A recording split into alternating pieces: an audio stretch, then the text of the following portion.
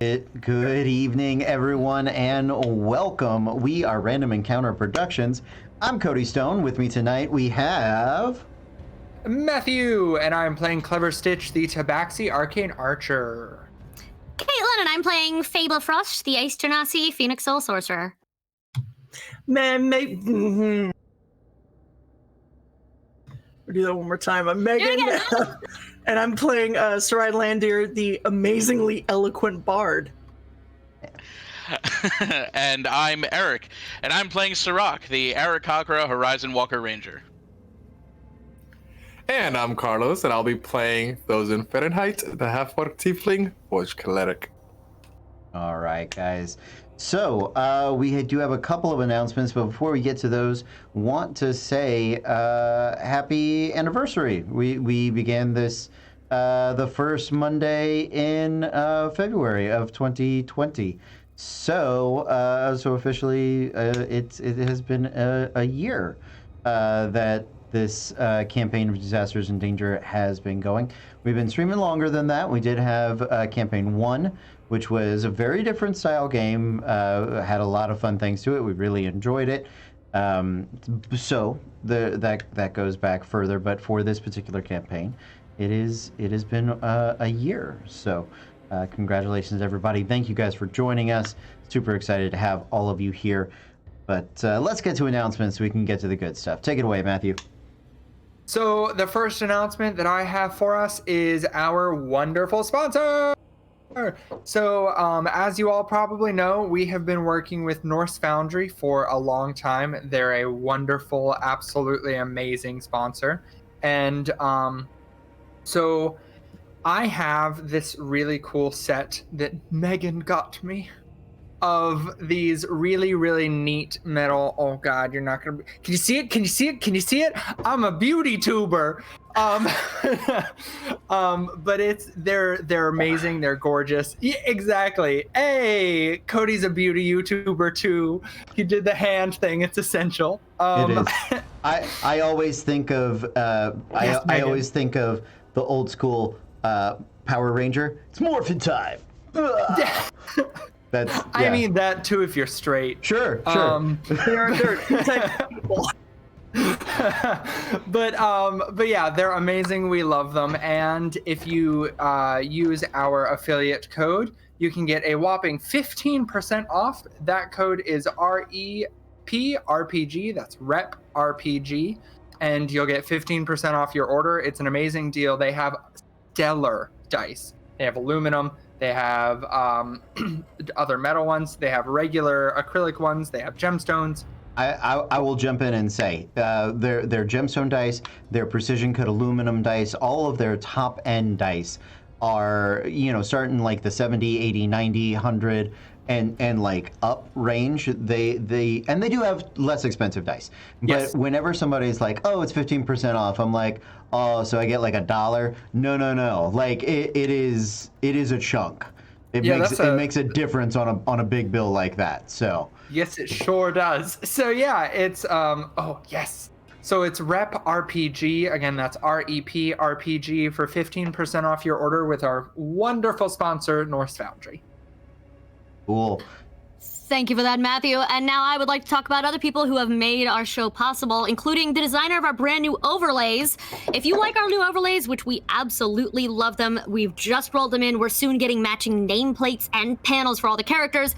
This is all designed by Carlos Tamahon at Tamahon Media. I've just posted his website in the link there in the chat. Please visit him. He's fantastic, does all the graphic design for not just us now, but also Crafty Gamer Shop, which is where I met he and his wife. They're fantastic people, but check out Tamahon Media. Wonderful graphic designer, great eye, gave us exactly what we wanted and needed and asked for. First time, like, phenomenal. So thank you again, Carlos, and everybody check him out. Cool. Up next, Meg. So crap. Oh my God, this is going so phenomenally well today, guys. On Thursdays, we've started a new show. I think this is going to be our third or fourth one. It's myself and Eric down in the bottom corner. Say hi, Eric. Hi, Eric. Attaboy. The show is called The Archives, and we recap everything that's happened on Monday's episode of Disasters in Danger. We talk a little bit about D&D, all sorts of remarkably random things. And I believe this week Eric owes us a story.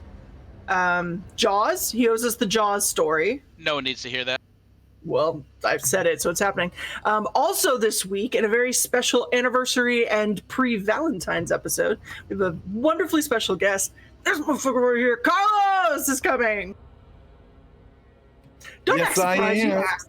I forgot it was a Valentine's episode. I have to like dress up. I don't know what I'm gonna wear. It's just gonna be you two talking about Thosin and Sarat's relationship, and honestly, I'm here for it. Let's we'll go. get kicked off Twitch. We'll get kicked off Twitch. Don't do that. We're not on Here's the Camster thing, though. yet. Here's- I has to get quite a Valentine's gift. I am calling this right now. This is what's going to happen Thursday. Eric and Carlos are going to have very competent, coherent conversations, and I am just going to be giggling the entire time. Okay. That's it. That's it. Every time Eric will be like, so let's talk about Sarat and Thos, and I'll just and finished. So, you know, you want to Or see me just gonna chipmunk end out up- on Thursday. Or it's just going to end up being me as sort of a like impromptu marriage counselor at the end with a notepad going, and how does that make you feel? I'll start my list of appropriate King Talk videos to start sending to people after the fact. So, but that is Thursday at 7:30? 7:30 Yeah, EST. Yeah, Thursday- 7:30 Thursday at 7:30. Eastern time. 5:30 California time. Which you can now see in our new overlay schedule that has all of the times in it for all the shows. I think that's it, babe. Sounds good to me. Awesome.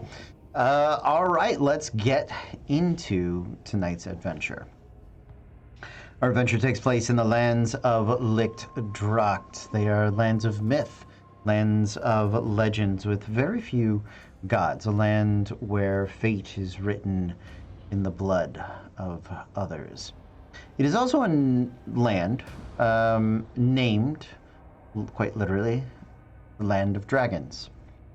And other than some rumors of dragon breeding grounds in the mountains back near Dorian's Dawn, our intrepid adventurers, our archivists, who are on a great sojourn across the continent to reach the Forge, have not seen or heard of any dragons in the Land of Dragons.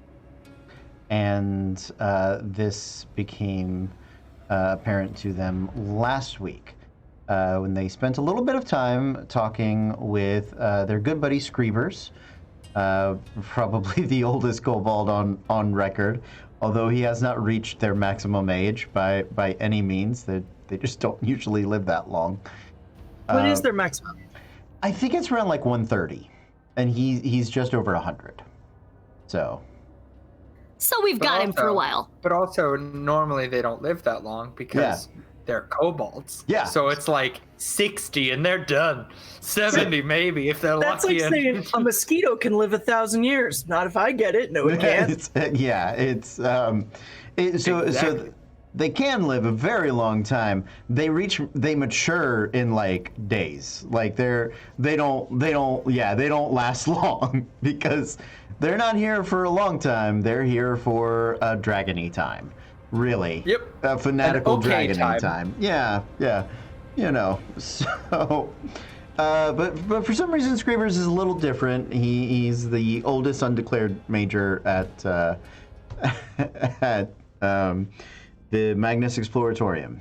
So, you guys are making your way across the lands. You have just left the Castle Diabolic, a place that you had stumbled into somewhat by accident. Your map is only as good as the people that drew it, and they had left off this ruined castle and keep. Now, as you think about it, probably people shouldn't go there. But who knows what their motivation for that was. You've made note of it. You were warned by one of the arms of the Fated, Dawnbringer, that this was not a good place, and whoever lived there was beyond everybody's ken. So you guys are making your way out across the plains. I'm going to, somebody roll me a d4.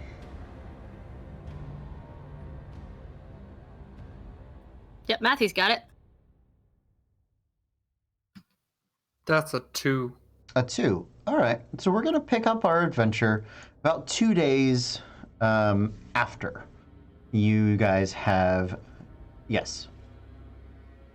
The 4th? Is that what you're telling me, Eric? Great. So that is the 4th of Savages. So you guys are going to pick up... no. Yeah. Are we in Savages or are... We are Yes, in we are. Savages. Yeah, we We just ended ended, math, right? Yeah. we ended on the 2nd of Savages, so Great. 2 days later. I thought so. I got to make sure. I've been making classy bougie ratchet comments this entire time. The whole month long. Yeah. Yep. So winter is right around the corner. We are in late fall at this point. You guys definitely wake up every morning to frost on the ground.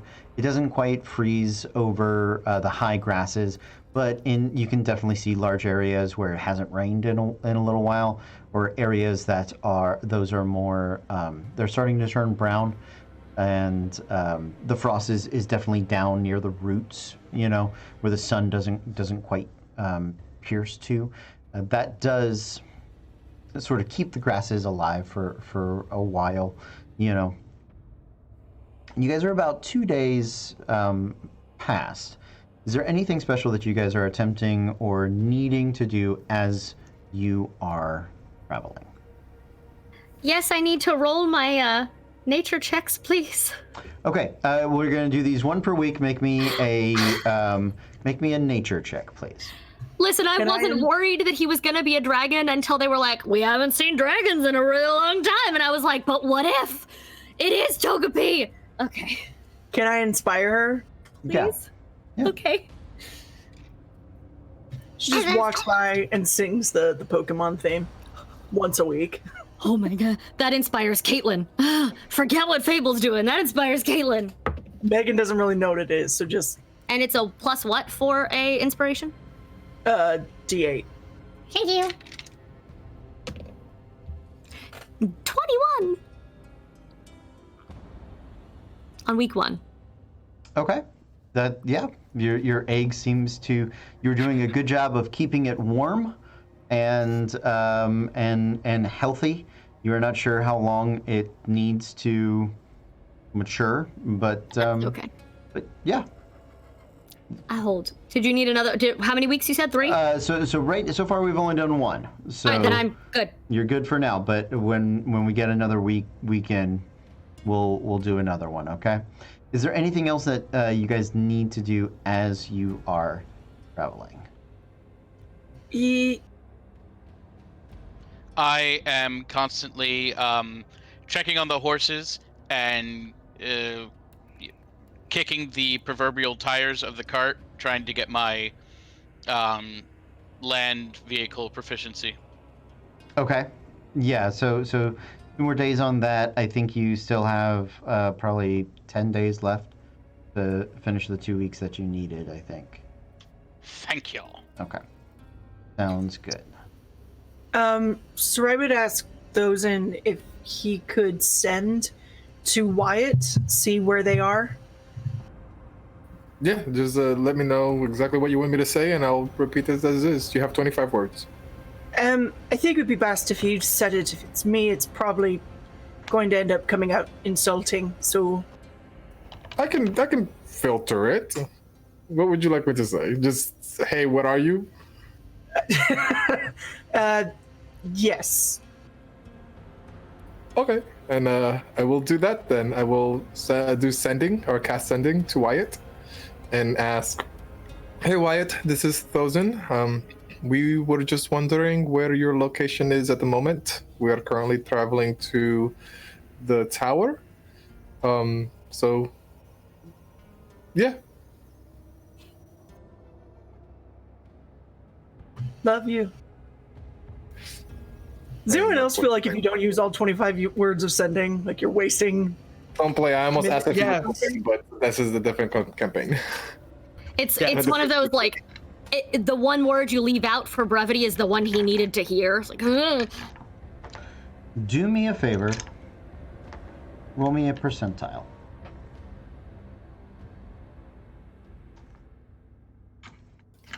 $81. Okay.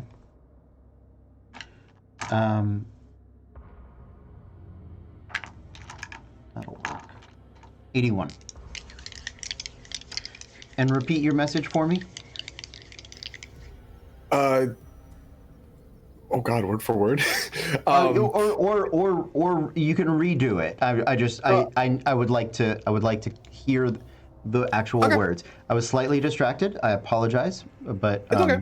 Please. I said, hey Wyatt, this is Thozen. We were just wondering where your current location is. We are on our way to the tower. So, yeah. That was pretty much it, right? Okay.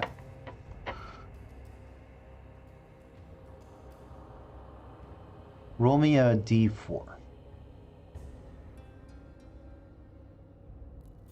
2 The number of the night, apparently. for the D4s, yeah. Oh. You perform the sending spell, concentrating as you do. And something feels odd. Have you used sending before? I think so. I don't remember. I honestly don't remember if Thozen has ever cast it before. I don't think you have on stream, but you can make me either a history or an arcana check. Oh no. The history, that's gonna be a 6. Okay. What I will tell you is you don't know for certain. You haven't cast this spell enough to really be certain how it's supposed to feel or how it's supposed to go. But it's sort of like tasting a food for the first time, and you're like, I don't know if that's right, but I know that that's not good. You know, like it doesn't sit right with you. There's something instinctual about it that makes you a little uncomfortable. And so you send, you wait because they can reply. And a couple of minutes goes by, and then you hear in your mind,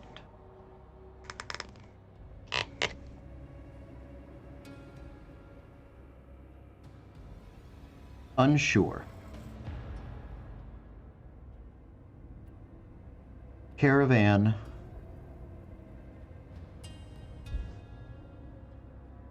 Should have reached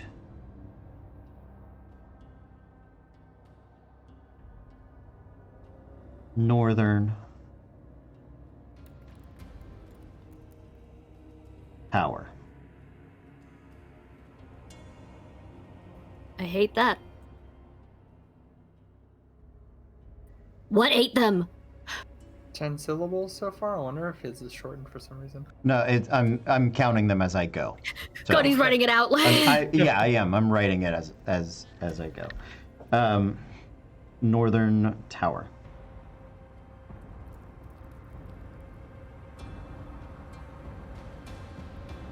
Set upon by hobgoblins.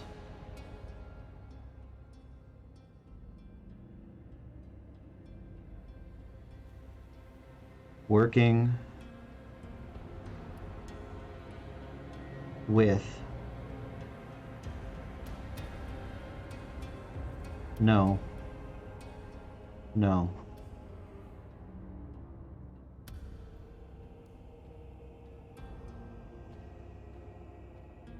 or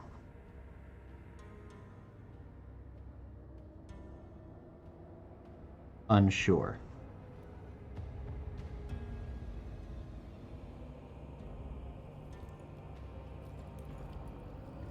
Well, good. Things stolen. Chess included.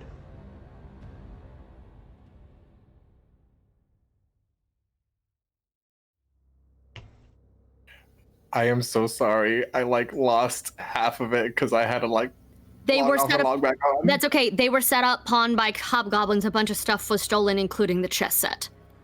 Got it. Because I got no, and that's why Yeah, I got cut off, and I that's- just yelled no really loud in my house.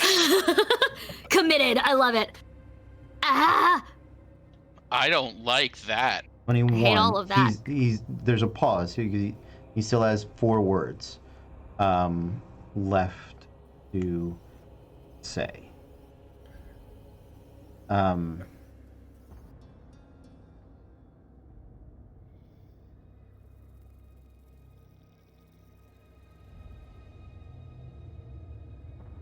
Hurt badly. Please help.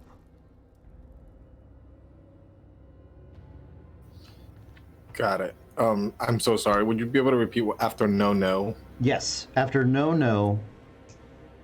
4. Unsure. Things stolen. Chess included. Hurt badly. Please help.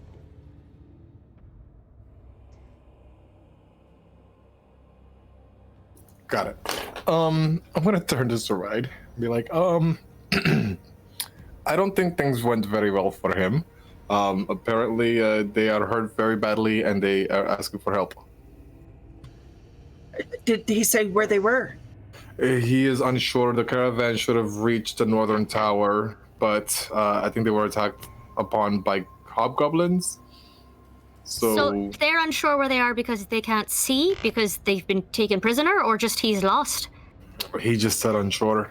I can try to send him another message, but as it was, that one felt a little off. I don't know why. It just didn't seem right in the way that it sent out. Did he say anything about the chess set? Yes, it's been stolen.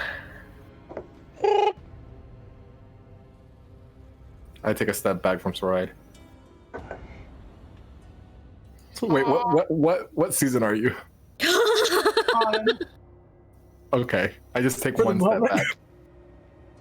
Just gonna go take a quick 4-hour power nap, slip into summer, and then just light something on fire. No, she will walk away and start swearing in Orcish. Because it's a lot more effective than Elvish swearing. That's actually accurate. I feel like Elvish swearing just sounds pretty. Well, and yeah, it's like Shakespearean insult. She just needs to scream "fuck" really loudly right now. So, when they say the northern tower, looking at the map, are they talking about the one above the Warden's Tower? Those are all Warden's Towers. They are the major Warden's Towers. I just simply didn't want to write it over each one. You would suspect that the one on the map furthest to the north is the tower that they were headed towards. So, Well- that's not a quick journey. I mean, we were planning on going to the one that was underneath it, but I think that we just have to make a detour and hoof it. So go as fast as we can, right? Well, he didn't make it exactly to the tower. They said they were headed there. So essentially, it might not be the entire trek to the actual tower itself. Maybe it's somewhere in between. Here's to hoping. That way we can get there faster. Hopefully we can find some old tracks. Is Screebers around? Yeah, you can look for him. Screebers! Excuse me. Can't believe I'm saying this. You're like one of the wisest creatures I've ever met. And you have an awful lot of stories, which I love. What? Yeah, I know, I was just as Really? surprised. Really? Oh man, you gotta get out more. That's accurate, but in this particular case, I think you might know what I need to know. Do you know anything about the hobgoblins in this area? This area? How they march, why they fight, what they do, anything about them at all that would help us maybe, I don't know, track down some who have attacked our friends? Oh. Who got attacked? Not entirely sure yet, but in the meantime, anything at all you can help with would be great. Yeah. I mean, yeah. I know some hobgoblins. Let me think. So, hobgoblins traditionally live in the north. Let me see. Lodendarvekt, a lot of people there. More hobgoblins than in Lodensravekt. And, most of their military up in the northern forest and into the lakes and then over to the marches. But they got kicked out of that area pretty hard by the Republic or the Black Gem. Most of the tribes spread out after that. Voskov's Ulit, that was Hobgoblin capital back when the tyranny was here.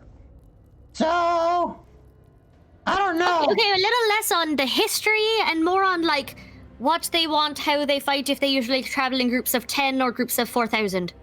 And Saride?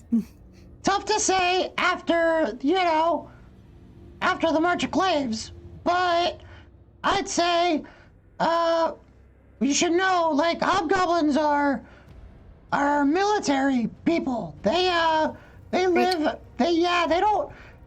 don't live in tribes. They live in, like, how do they put it? Battalions. I don't know. So they fight as groups, but they usually you can't use all the, like, just one big army.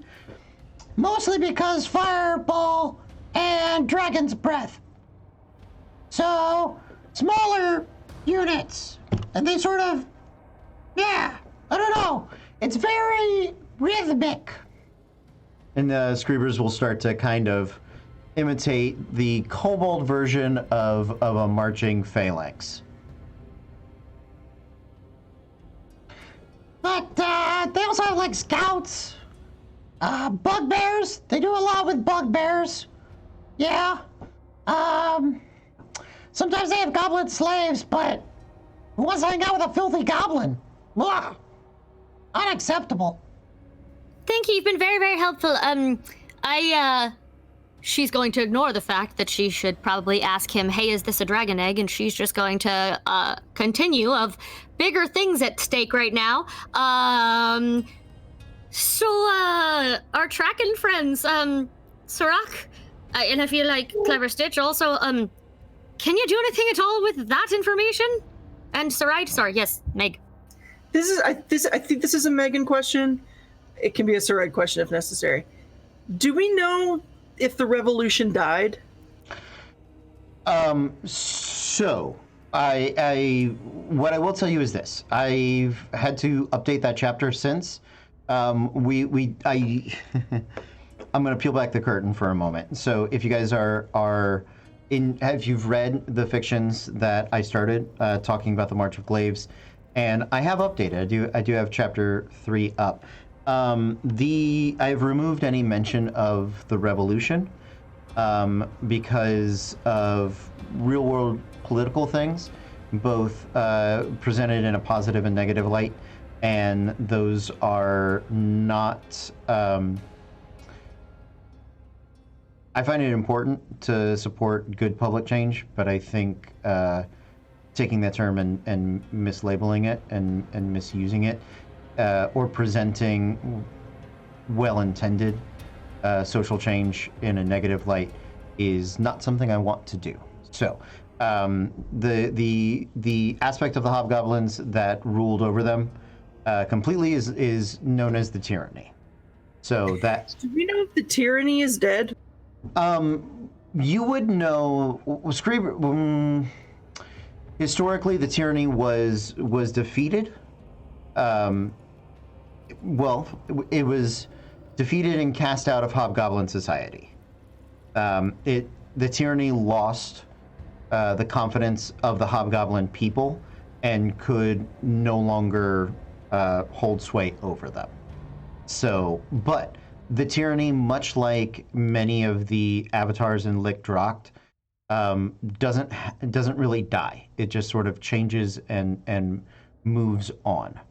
So the current whereabouts of the tyranny or what it has become are unknown, but you do know that it no longer resides in and among the hobgoblins. Okay. Nor does its replacement. Like it is gone from that society. So whatever the hobgoblins are doing, it is you would suspect much more hobgoblin than avatar influenced. Okay. Well, as much as I don't like the idea of avoiding our big problems for long, I also don't like the idea of the people we are supposed to be protecting bleeding out on the streets. And if someone else saves Wyatt before we get to, he's never going to let us live it down. Bless you. I agree.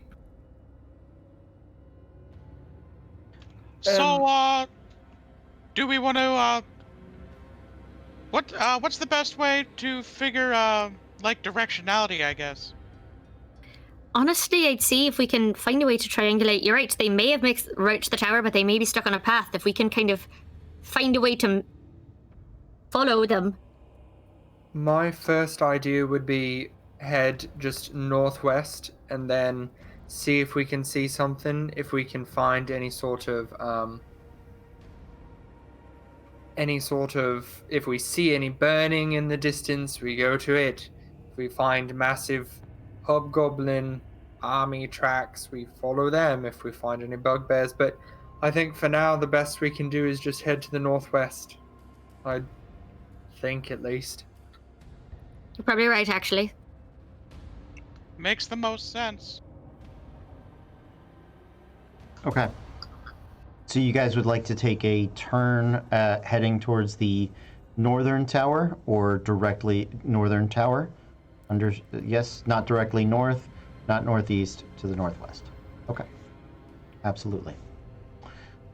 You begin that trek as you guys shift your focus for the day.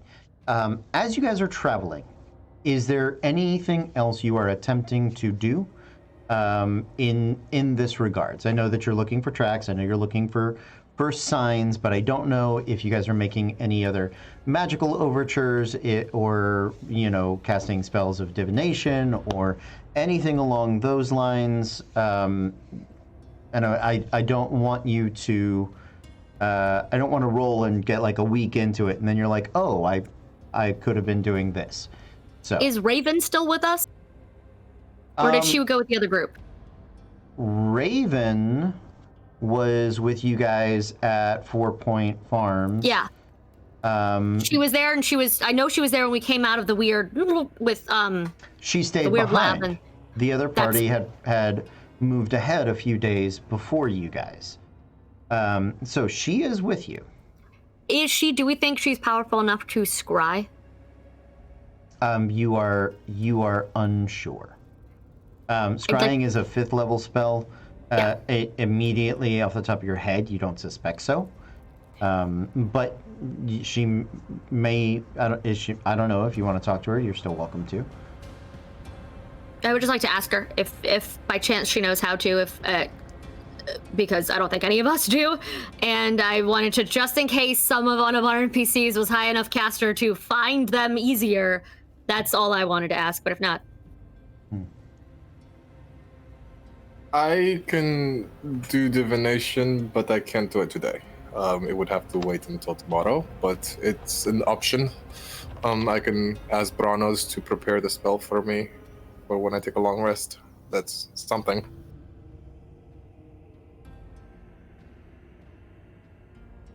When you ask Raven, sorry.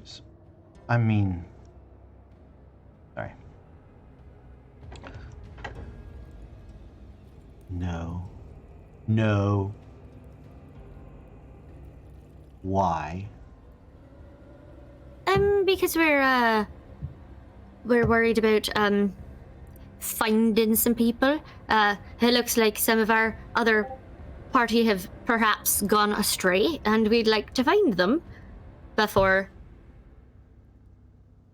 Listen, I'm not subtle by nature. Before they die. I don't know why I'm trying to beat around the bush. We'd like to find them before they bleed out somewhere, and something made us think that they might be. What was that? A send-in conversation with one of them. Oh my god, I love her so much. Sorry, I heard the big ding. Was that? Hey, because we got a follower! So it popped. I'm sorry, there's alert noises now. Yeah, that's okay. Alert noises. That's fine. I'm learning. Congratulations. I thought you were Welcome in back. character as Raven, being like, "What?" Sorry. Very. That's when you find out Raven has a secret crush on Wyatt this entire time. Oh. With who? Like, who was our conversation with? Yeah. The rest of the people who went ahead of us. They kind of. It was Wyatt. Listen, I would usually think perhaps he was pranking us, but he said please, and he doesn't seem the kind to do that, so... No. Just Wyatt? We can only call one person at a time. Well... Did you talk to Rivets? I would like to echo Megan's voice. Who the fuck is Rivets? Oh. He's my classmate. He didn't get a chance to meet everybody. Everyone is very focused on their scholarly pursuits and he didn't want to interrupt, so I didn't get a chance to meet everybody. But we only talked to Wyatt. He seemed to have been badly hurt, and we'd like to get there before anything. So if you know how to, if you don't, that's fine. But we should probably get going and track everyone down. I mean, kind of. No, I don't. Can you call anyone else? I don't know. I don't know how many slots you have of that a day, Carlos. 3 level and 2 4 level. We might be able to, but you have to talk to Thousand about that. It's not really a spell that I do or know how to do. Oh, am I there? If you want to be. Okay. I would need to know the person at least. I would need to be familiar with the person. That's the only downside of the spell. Oh. Well, did you ever meet anyone else in the caravan? You knew some of the wildlings, right? Some of the wildling, yes? Yes. I remember the big speaking chief. to some of them. Yes. He's got his notes. I mean, we were traveling together for weeks. The likelihood of you at least running into someone in the lunch line. Well, not only that, but like, weren't they talking about the Forge, which I would be very interested and intrigued about? I find all of these things to be reasonable. Yeah. To be fair, the DM does. Raven's not super big on meeting people, so it's a viable question for her. I'm assuming Rivets is her social buddy. Yeah, now that you think about it, you think he's another, she's an artificer. He is an artificer classmate as well. You don't know that they're necessarily friends, but it's probably the closest Raven comes, and you suspect that they probably shared the same tour bus bunk version in the like it's a friendship of because he's my neighbor, so It's a friendship of convenience for her. in some ways. I mean, she doesn't tend to go tremendously out of her way to make new friends. She doesn't seem very much like that person. That's valid.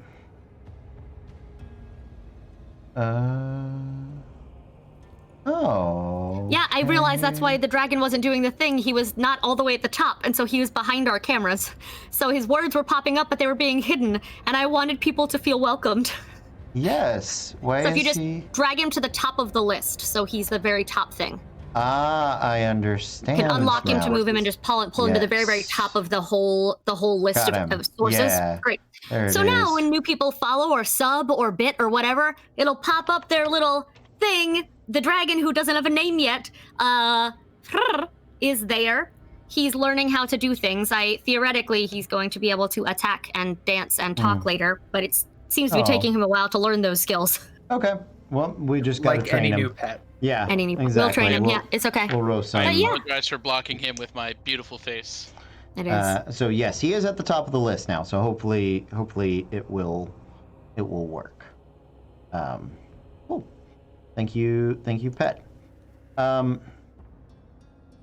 So Thozen, you can attempt. Do you guys, if you guys remember the name of the leader of the wildlings, you can try that one. If you have that written down, otherwise I will let you devise the name of a student that you know is on this trip that that you could try sending to. Skull Cleaver, Skull something, Splitter. It's in that vein. Something like that. I don't And have it's like it written down. like an Orn. Orn Skull Hammer. I don't know. It feels Like- right, but I feel like there's an Orn vowel in there. I'm trying to remember.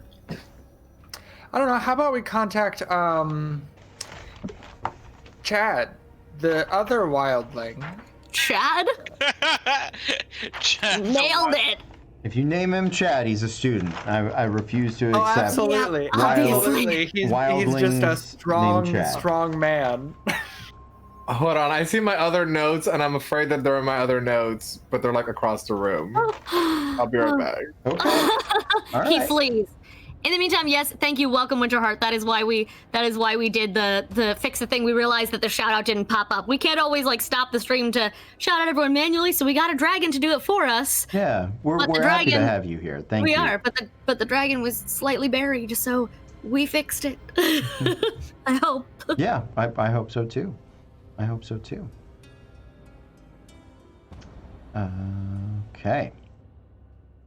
What? Okay. What is needed for locate object? I believe you have to be within a, familiar. Oh, sorry. Notes. Notes. What's the distance on it? 1,000 feet. I believe we would love to send a message to Grat the Skull Cleaver. If we did experience points, this is the time when Eric would have gotten extra. Where Well the fuck done. did Orn? Inspiration. Where the fuck did what come from? Orn. I don't know. I was right there with you. I was feeling it. I was like, I don't know if that's a thing, but I like it. It's good. Ship it, pack it, Orn. That's it. Okay. Well, you can message Grat or you can message Chad. I'm not gonna fight it. Amazing. Grat. I'm gonna go with Grat and say, "Hello, Grat. This is Thozen. Wyatt's message was unclear. Can you specify further? What is your exact location, and what dangers are you facing?" Bye. Reply.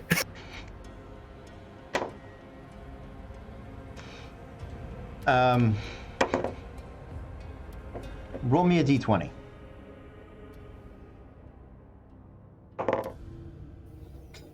Eight. Okay. Can I inspire him? We're past that point. So I For still fuck's sake, have. what is that in my head? Oh. damned wizards. Oh. Yeah, the orc. Okay. I'm in the mountains. Wyatt. Oh, wow. He's alive? Didn't think he'd survive that long. We passed the...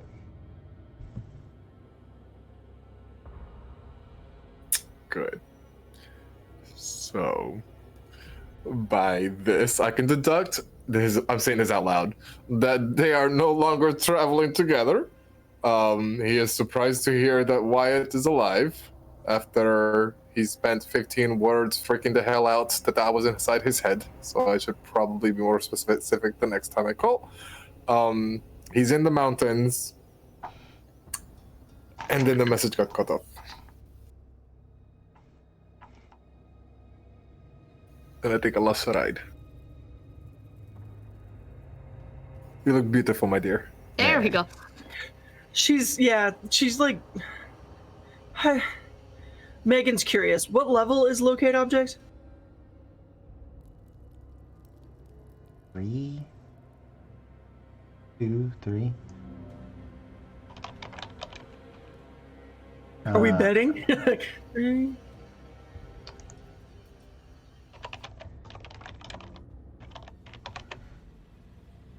Locate object is a second level spell. Thank you, second level. I don't want to ask. I don't want to ask him to burn through everything. That being said, Vanon, could you try? Could you see if you could find the chess set?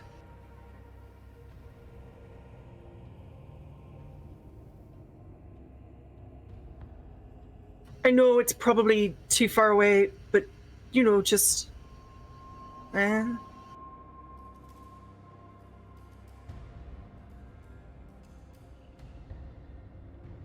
Well, this is something that I can do as well. Again, I can't do it today, but I'll have the spell prepared for you if you'd like, the closer we get. It's maybe, I don't, oh god. I'm panicking. I'm gonna take another swear run. I'll be right back. Okay, do you want me to come with you? No, I mean, yes, but I think they need you to call or something. They probably need. I'm just gonna go sit in the wagon, put my head between my knees. I'll be right back. Okay, call if you need me. Fable's gonna wait a minute and then just carefully follow her to the wagon. Are you attempting to cast sending with anyone else? You can. I'm afraid to. You can recast with the same people if you would like. I can, but it's not the brightest crayon in the box. He smashed things and yeah. Is there I mean, anything? you could try reaching out to Rivets. Do I know Rivets? Yeah, I mean, I'll say you at least have met him. Artificers come by the forge fairly frequently. If nothing else than to acquire pieces. Anything in particular we would like to say to Rivets? I'll definitely introduce myself so he doesn't freak the hell out. Or she, or they. I'm actually wondering if we even need to reach out to the caravan. Again, it sounded like the way that you said that he replied, it seemed like it was less, oh, these damned things that have caught me and are in my head, and more, magic is weird and scary. What is happening? But, so I'm wondering if it would be best if, I don't know how many of these spells you have today, but to try and reach out to Wyatt again. Well, I can do it one more time at this level. I would have to spend more energy required than needed for the spell. I could do that twice more after that. But he had mentioned hobgoblins, though. Like, I think that they were... jumped upon by goblins or hobgoblins, so I don't think it's magic, but they could be being held captive. I don't know. Yeah, I mean, you can reach out to Rivets, or at least try. DM, Yes. when I cast sending the second time, did it feel the same way that it did the first time? It did not. So I didn't feel off about that time. No. You felt the heat of the Forge of Branos sort of wash over you, as you often do. Crafting spells from Branos is much like crafting anything under his guise and guidance. So it is comforting. Usually, your spells, the sensory experience that you have, mirrors something that you go through in the Forge, right? And that one was, you were very comfortable and at home. The other one made it was very much like you were trying to light a forge with wet firewood or dampened coals. There was something fighting against it. Okay. I am going to turn a stitch and tell him I think I'm going to reach out to Wyatt again just to test the theory. All right. As it was, he didn't know where he was, and he was unsure about everything that was stolen, but he knew about the chest. Is there anything else that we can try to get from him? Like, how many people is he traveling with? How many people survived? Yeah. How far away from the tower we probably were? Like, yeah. DM, really quick, can Yes. I? Because Tabaxi in this area were nomadic and traveled around a lot and didn't sort of settle in, or at least the group that Clever Stitch came from. Mm-hmm. And because he is vaguely magically inclined, not in a spellcasting way, but just kind of in a connected to the flow of magic in nature and the world itself and channeling that. Yeah. Can I do a Arcana or a history or a something check to see if I've heard of any like lore or any rumors of anything in the area that's like magic dampening? Like if the Fortress of the Abyss is magic dampening, Sure. if there's just this area where we were told no, you do not go there because things don't come out, that Okay. isn't necessarily marked on the map. Like that sort of thing is what I'm going for. Absolutely. you're just yeah. a little far from a 5G tower. Like, Yeah, exactly. Like, does he need to get closer to the Warden Tower, and then his signal's just fine? Right. I got you. I will take either. If you are interested in magics or magical sources that could dampen other magic, or if you are interested in historical stories or areas, places, actual locations. The second one would be history. The former would be Arcana. I will accept either. I think so. I'm not trained in history. Okay. But you made So a if I good can case. You still- made a good case for your Okay. Tabaxi heritage to play into that. Since you are not trained, I don't want to treat it as though it's strange. I'll give you advantage on that if you would like. Okay. Okay, But that will be presented to you through the lens of your Tabaxi heritage. Yes, of course. Yeah. Because I think that is more what he's trying to think of, not Okay. necessarily what sort of magic can dampen spells. Right. More like what areas are scary to go to because of magic. I'm imagining there's like in Heroes of Might and Magic, the old computer game, there were like some areas that no spells worked. They were just dead areas, and other spells where your spells are twice as effective. Like it's just the land. Sorry. Exactly, that sort of shit. So I rolled an 11 and a 17, so a 19 19. with Okay. advantage. Sure. In this area, I'm going to focus on the map that you guys are on. Absolutely. So a few areas stand out as places that were avoided for different reasons. They sort of hit in the area, right? The ruins of Baklif are magic is wild there, and it is a place where magic would, the way that Tabaxi would put it, might rebel against its caster, right? Was sort of the phrase that you would know there.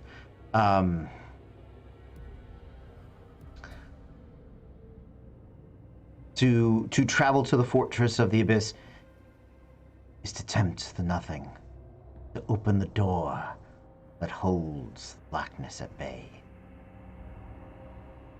The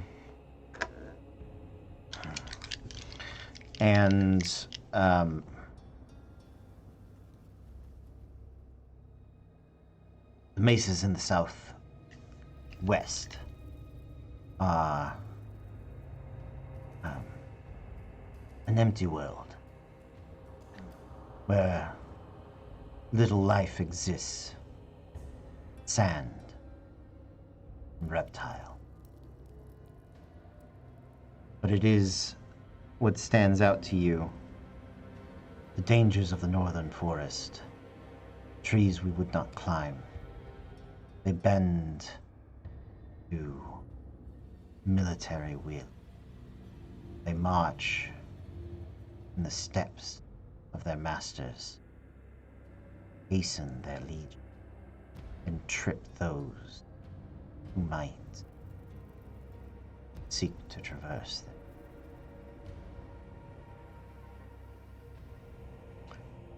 Cool. Tight. Hate that. Okay, got it. Cool. You, Lit. Piecing that together, I don't mind telling you, you suspect the ruins of Baklif would make the magic almost stronger. Yep. And things like that. The southwest might be, if it was anywhere in the right vicinity, might be worth checking out, but it's not. But because it's so far away. Yeah. Other than that, you're sort of, it's either the Fortress of the Abyss or those northern forests, and Yep. both could have a magic dampening effect based on your stories. It is the forest. I will say that forest west of the Blood Gulch River is something your tribes and any of the tribes that they did business with did not dare to go to, specifically because of the hobgoblin threat and rumors that the land itself would sort of bend to the hobgoblin's will. All right. Then he will sort of relay that as we're kind of talking about sending. There are a lot of stories that we are told as young Tabaxi, and of this area. If I'm trying to think of where Wyatt could be, if he's with the hobgoblins and captured with them, he's in the North Forest. But that's as much as I know about that area, except that the hobgoblins are strong enough to shape the will of the forest itself to their whims. Other than that, the Fortress of the Abyss, although we were always told about the darkness that was being held there, and that's why you don't go there, is because there's darkness that would be unleashed, and I don't know if that's what Wyatt was talking about. But if you reached out to him, I think that would be my indication as to how to ask him where he is if he's surrounded by this giant crater, and therefore in the fortress, or if he's surrounded by some semblance of trees, even if they're not actually trees anymore. Okay. That actually says a lot to go on. Here we go again. Let's see what happens. I'm gonna go ahead and cast Sending to Wyatt again. Okay. And do I get the same sensation again? Roll me a percentile. We need to get him a call center headset. Hello, this is 99. Oh! 99. I will say initially you do, but now that you are in this moment prepared for it and having experienced it, you feel it briefly, but then you push through it with enough force that it doesn't leave that sort of ringing, slightly nauseated feel in your stomach. But yes, it was still there initially. You're just Okay. You awesomed your way through it. Oof. Thank God. I'm gonna say Wyatt, it's Dozen again. Be more specific about your surroundings. Are you in the middle of crater? Are you in a forest? Ruins? You need to give us more information about. You need. You need. And it ends. Hey, I try my best. Unless I just counted so wrong. No. Oh no, like, that sounds about right. You were in the ballpark because I was coming right up on it too. So I tried not to do it too fast so that you're able thank to. you. Yeah, because it's. I just lost count at about 8 and went, fuck, what number am I on? What word was that 8 on? Oh fuck, I gotta start over. Well, while Cody is counting out his numbered reply, Fable has carefully followed Sir Riot over to the wagon, and she puts just a little bit of ice around her hands and just presses it gently to the back of her neck. It's like a soothing. You've seen that look before. Not on you, though. The minute you touch her neck, she freaks out. And Sorry. No, fine. I'm fine. I'm sorry. I'm fine. Fine. Listen, I expect this kind of face on first time performers taking the stage or the tightrope for the first time, but you've never seen you this uncomfortable by something.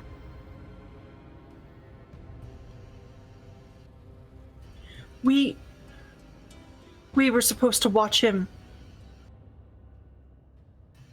The whole reason we're out here is because they hired us to watch them.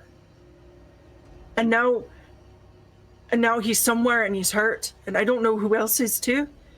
And that damn chassette's gone. And I still have a game. And whoever has it isn't going to understand that. And they're not going to know. And I'm bound to that fucking thing until I can get my hands back on it and we can finish it. Actually, I like very much to be comforting about the Wyatt thing, but you raise a good point. You're bound to it. I know we don't quite know who's playing on the other end, but we might be able to use that. I've never been the religious type. I don't pray to things. I don't ask for other things, but maybe you could reach out. Maybe someone could reach out on your behalf. It's either way, I think, if you're bound to it, it's not going to let anybody else fuck around with it for a while. And if Wyatt is the one who is carrying it, and they might come back for him to make sure that, rather than just leaving him alone in the woods. But anyway, that's a sort of separate magical issue that my brain just got curious about. However, thank you for the dance, Cody. He had exactly 25 words, I can tell. However, I get wanting to be, I had people I was supposed to take care of before. And I didn't. And I couldn't. And sometimes you can't. At the end of the day, they let us split up. We all had things that needed doing, and our entire purpose wasn't just to protect him. Why, it's made it very clear that he can kind of take care of himself. He didn't want us in the first place. But us leaving wouldn't have stopped anything. As a matter of fact, us leaving might have meant there was someone to come rescue him. If we'd stayed, we might have gotten ambushed just the same. But right now, they don't know anyone's coming to help him. This might have given us the best shot of being a rescue party instead of just another set of victims.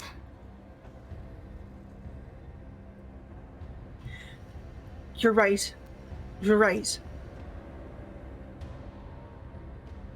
I don't like it any more than you do. I don't have a particular fondness for him or any kind of connection, but at the same time, there's something to be said for feeling like you've walked away from an obligation and trying to remember that life's more complicated than that. That's not a good feeling, but... I've made mistakes. I made mistakes with Wyatt. And some of the last things I ever said to him were not terribly pleasant. I've made mistakes with Talroth. And I'm trying to fix it now. I don't know what I thought was going to happen when you wrote to me and told me there was work here. I don't know what I thought it was going to be, but I don't think it was going to be this. I don't know that I'm cut out to be the cavalry that comes in and saves people. It's just another story, Sir Aid. I don't tell stories, Fable. You do with your song. Every single time you play music, I hear it, I feel it. You don't have to have words, you don't have to have a tale. It's still something amazing. And if I'm being quite honest, and she kind of scooches away a little bit, like she's uncomfortable with herself and worried, she starts having a little bit of sparks of fire kind of running up and down that she's trying to rein in. I don't think I quite understood what we were getting into, and I invited you here either. And I'm sorry for that. But it's the same as Sirach. I didn't grow up alone. I grew up surrounded by a lot of people, and I suddenly found myself quite isolated, and without the ability to call out to any of them. So I may have dragged you here entirely selfishly, and I'm really sorry for that. Because it's not the kind of work any of us were expecting, and it's not the kind of work a circus girl like me is cut out for. I'm trying to pretend I'm one of the heroes in those stories, like I pretend to be in the rings. It's very different when it's real, but I didn't mean to drag you into anything this dangerous. I just didn't want to be alone. Again, for any more than I had to be. Well, you're not alone now. And you might never be alone again, quite frankly. And you're plenty brave, even if you don't feel like a cavalry. You don't have to be a knight to be a hero. And I've watched you be a hero a lot. I want to be worthy of him, Fable. You are. You are. Doesn't take a genius to figure that out. And I'm not. You stop that now, you're plenty smart. Thank you for talking. Have they heard anything else? Fable turns around, kind of trying to gauge lip reading and basic, like she knows, and just goes, "Don't think so. But, you know, if it had been something terrible, I'm sure we would have had a shriek of panic from Sirach. He's very piercing when he wants to be. I think he would have called us back if there was an urgent anything that we'd missed. But that's a good point, and I can still see Screebers, so... He hasn't taken off and started throwing pies yet, so we're probably fine for the moment. But anyway, She kind of reaches into the side pouch she's been keeping the egg and just cuddles it for a minute and goes, "Yeah, I used dragging myself into trouble just because I don't want to be alone. This, like bringing you here, coming out in general, but we can still go save him." We can. Also, about the egg, if worse comes to worse, and, you know... And it's a man-eating dragon. Right, or a dinosaur or something else that's going to, like, bitey bitey chomp chomp. How adverse are you to getting like a pet rat or something?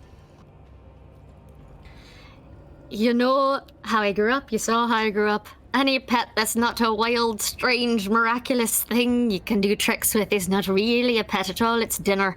So, we'll see how this one shakes out, and, trust me, I'm not gonna put any of you in danger for it. I know. I hate to think of you without a little buddy. So, I'm gonna keep my eyes peeled. Listen, maybe I can get a key bird that turns inside out. Like the creepy professor. Don't do that to Sirach. I will has a get heart a frog attack. then. I will get something. Yards away, Sirach's feathers just puff up, and he doesn't know why. Just He molts a little bit. She just glances over to wherever Olaroon is, goes, hey, at least at the worst, it's not gonna be a talking fucking sword. You're goddamn right it is. So help me. You bring one of those home, I'm kicking you out of the caravan myself. I wouldn't blame you. Can you imagine the kind of sword that would be calling me? It would be a disaster. It would be a just nightmare. I want to meet Now it, she but I could starts only take swearing it. in Elvish. She's just going off about this fucking sword. And she links arms with Fable and, like, will take her out of the caravan, out of the wagon. Okay. Koya's very excited about his message. Let's go. No, I realized I'm the only one that hears the alerts. You guys don't hear them when things happen. But that's fine. I don't mind being the guy that dances when people sub and things like that. That's what was happening. Yeah. Sorry, I can see it on here, but yeah, I can't hear it. That explains it. I will sub dance. It like very much sort of, and I'm like, oh, I know what that. I now know what that means. I think I do. I don't. So those. Some of them are follows, some of them are subs, some of them are like. They're all good things. They're all good yeah, things. it's exactly. They all deserve a dance. So, you see, the last thing you said was you need, and so to which he replies, help. Attacked 16 days past Narvoct. Hobgoblins led by Pale Killers. 2 wagons lost. Don't know location. Awoke in dark cage. Tortured. Asked your group. That was so fast. I can say it again. Please. Absolutely. Help. Attacked 16 days past Narvoct. Hobgoblins led by Pale Killers. 2 wagons lost. Don't know location. Awoke in dark cage. Tortured. Asked your group.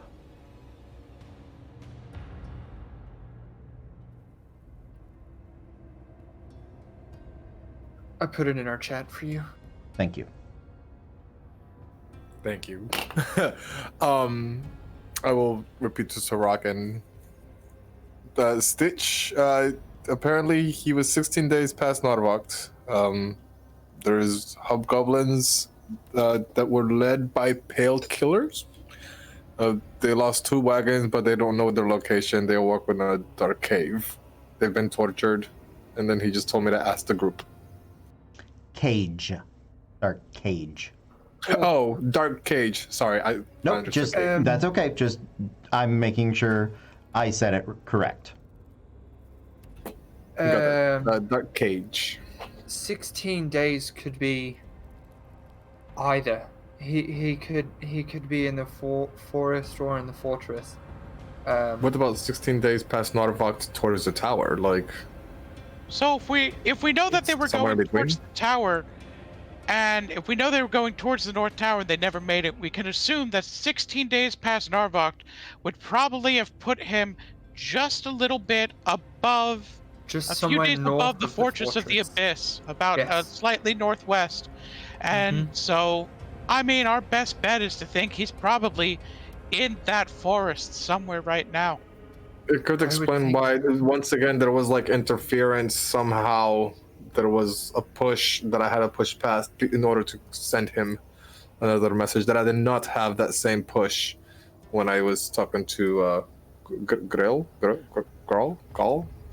Grot! Grot! Skull Cleaver. Orn. Orn's his brother. His twin brother. His twin Evil brother. twin. Yeah, because I don't want to say all wildlings look the same. No.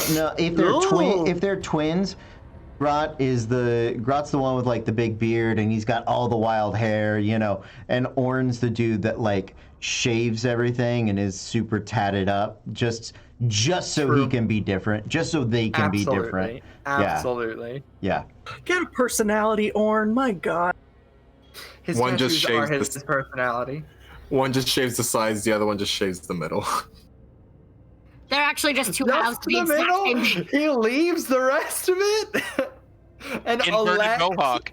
Yeah, he elects for an inverted mohawk. What the fuck? That man is scary, and I don't want to ever meet him. My next D&D character. Orn is the special boy in the wildlings. Just I fight now. You do, I just Orn. put- Good You job. sure buddy. do, Orn. But there was a GIF I already had ready for that. It was prepared, it's there, and it's accurate. Yes, absolutely. I'm not wrong. But yeah, I think that 16 days would put him just north of the fortress. If they were going straight line from Narvokt to the tower, they would have to go directly in between the two, skirting maybe a little bit closer to the forest if they would. Because if I was them, I would try and skirt the fortress as much as possible. Because it's named the Fortress of the Abyss, and their protectors have left them. So they're not idiots, mostly. So I would think that they would go towards the forest a little bit. So that would be my indication too, just like you said, Sirach. It's better option than I think any of us can think of right now, right?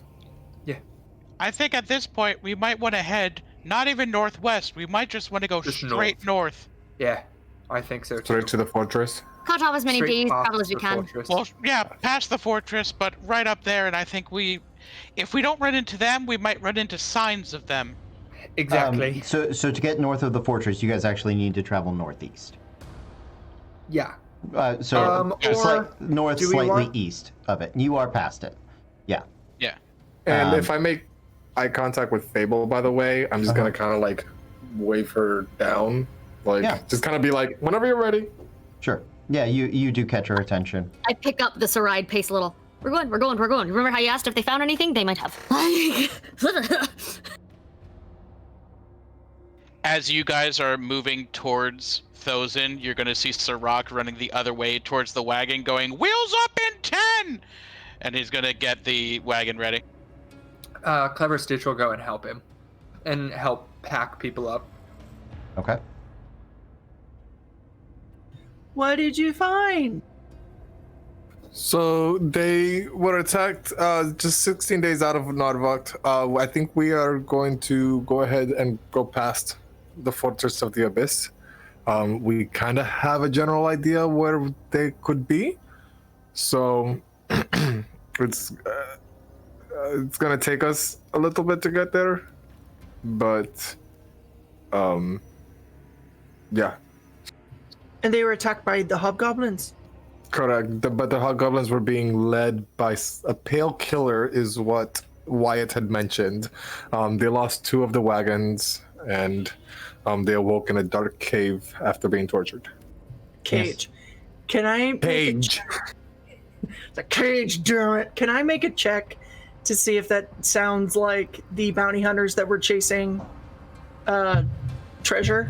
Yeah, go ahead. Make me a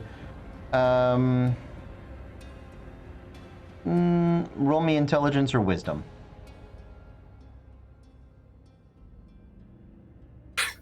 For a second, she looked like she froze. She just panicked and didn't want to answer. Oh no, my internet. What? Huh? Roll something? Oh, okay. 11. That's fine. Yeah, it does. It does remind you of the Pale Assassins, of the Pale Brotherhood, that was hired to track down treasure, And part of that, is that from the information she had gathered, there were many people looking for her all up and down the Blood Gulch River. Do you suspect that they were probably in both cities? And while one group found the actual, you guys,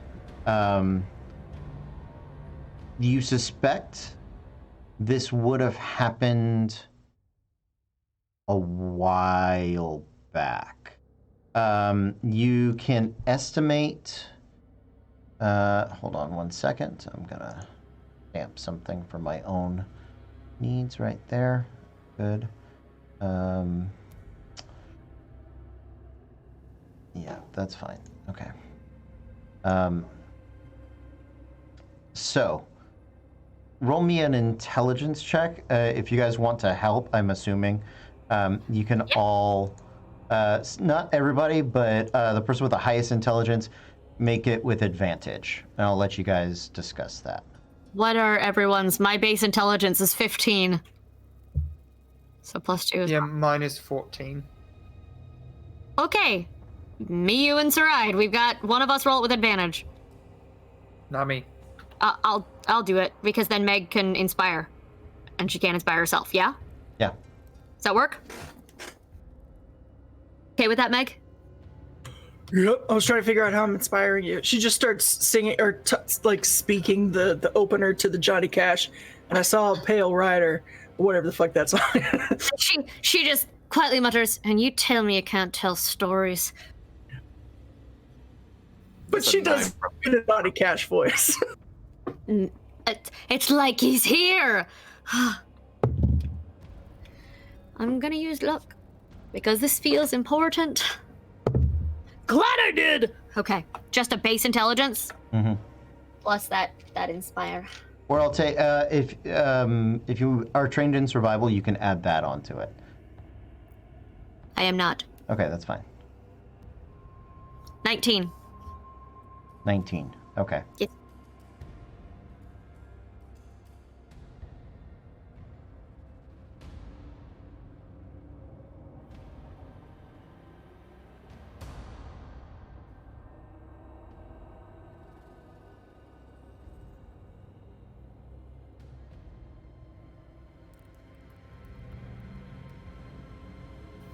I don't like it. No. You do some math and some estimation. You suspect the attack on the caravan happened about 18 days ago. That's why he said, I can't believe he would have been alive this long. However, Wyatt is managing to survive. He is probably isolated, was maybe not taken with the rest of their company, and is just slowly dying. Well, he's also being tortured. In a He's cage. in a cage. They're keeping him. Actually, That too. maybe like 21 days ago, but it's close. Well, Just and- for reference, that puts it about the time you guys left Loden Sravekt. So just before your own run-in with the Pale brothers. Yeah, that makes sense. And it also makes sense why he said that the caravan probably made it to the tower by now. And that Grat said that these damn mountains. Because the 16 days is just a tiny bit under halfway over to the tower. Mm-hmm.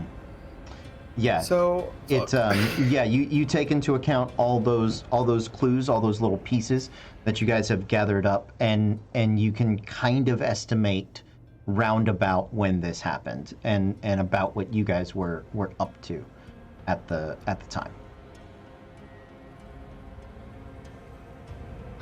well, Is there any town or way we can stop that will get us there faster? Why don't we have the wagon full of drugs? Why don't we have a carpet? Why don't we have faster horses? Like, Is there somewhere between here and there where we can buy a car? Between here and there, not that you know of. Shit. The only thing you guys could do, if you have 3 wagons. I think There so, yeah. is 8 of you. Cole has his own steed, and Sirach can fly. If you abandoned the wagons and took the horses, you would have to have the other party members, namely Raven and Screebers. I don't think anybody else. You don't have anybody else with you, do you? No. They would have to. The closest place they could get to safely is the northern tier of Shaylaren. They would have to make that trek on their own. Could they go to the Centaurs? It's further away. Oh, it is? Okay. It is, yeah. Damn. It is further away. I will go ahead and I'm going to do the share screen thing. Here, I know it's not really my favorite, but it does let us have a shared. Can you just drag it? Can you just drag it and replace it with your camera in OBS? Nope, never mind. I can't because it's. You're not doing the OBS virtual cam. I just remembered. Yep. So, but what I can do is this. I can do this fun screen share sort of thing here. So this is where you guys went. This is the Centaurs, the Centaur map. Yeah. This is the Fortress Diabolic. This is where you guys are. This right here is where you estimate somewhere in this range is where you estimate the attack happened, right? So your friends would need to travel 1, 2, 3, 4, 5 days on their own. And you would be abandoning your wagons to travel faster. And your horses may tire, wear out, die in the road. You know, it's up to you. I'm also trying to just give you an update on the visual, right? So I'm gonna take this away now. I'll save, export it, and send it into the Discord. So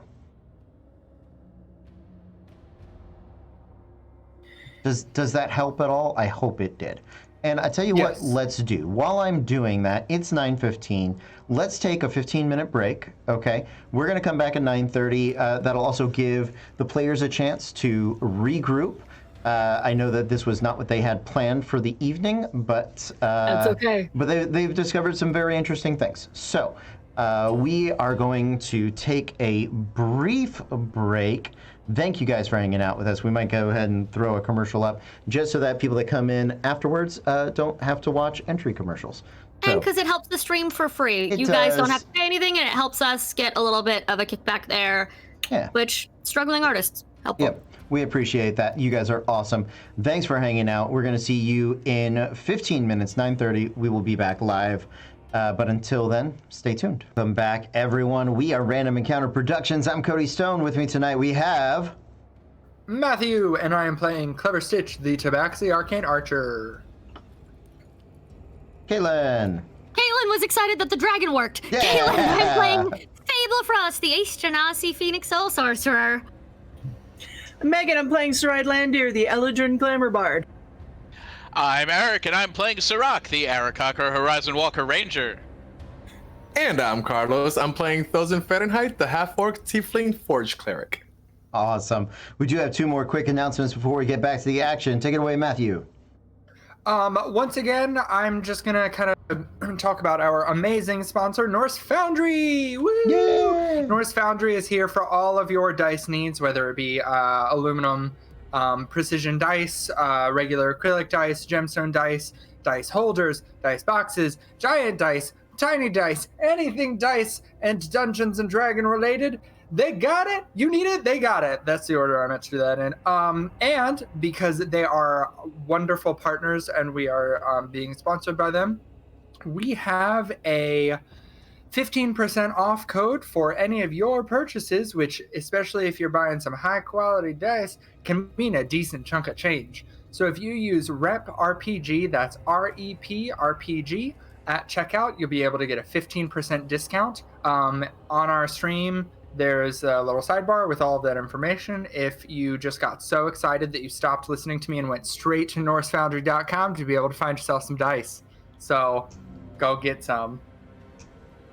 Amazing. And I, speaking of shopping, have decided on the fly today to celebrate, A, that we have new product photos of all of our pins, thanks to the wonderful Crafty Gamer.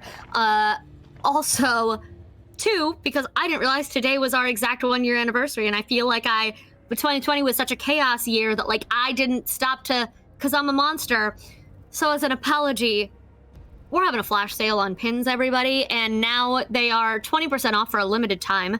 Just using the code NATURAL20, all caps, NATURAL20 for 20% off dem pins. So head on over there and get you some shopping done, because it's good. Wait, at what point do we flash? You can flash whenever you like, and the sale is, yep, exactly. How long is the sale up for? I'm not telling anybody. That's the flash part. But I'm in game. I can't get the pins now. So it'll be there, but it'll be there after the game is over. It's okay. It's okay. Go quick. So I just spontaneously combust. Bye, guys. Okay. Oh no. Oh no, her internet will be up tomorrow. Oh it's okay. no. Okay. Our internet. You at least have till tomorrow, I believe, is what I just heard. Okay. I just needed it for like a couple more hours. That's it.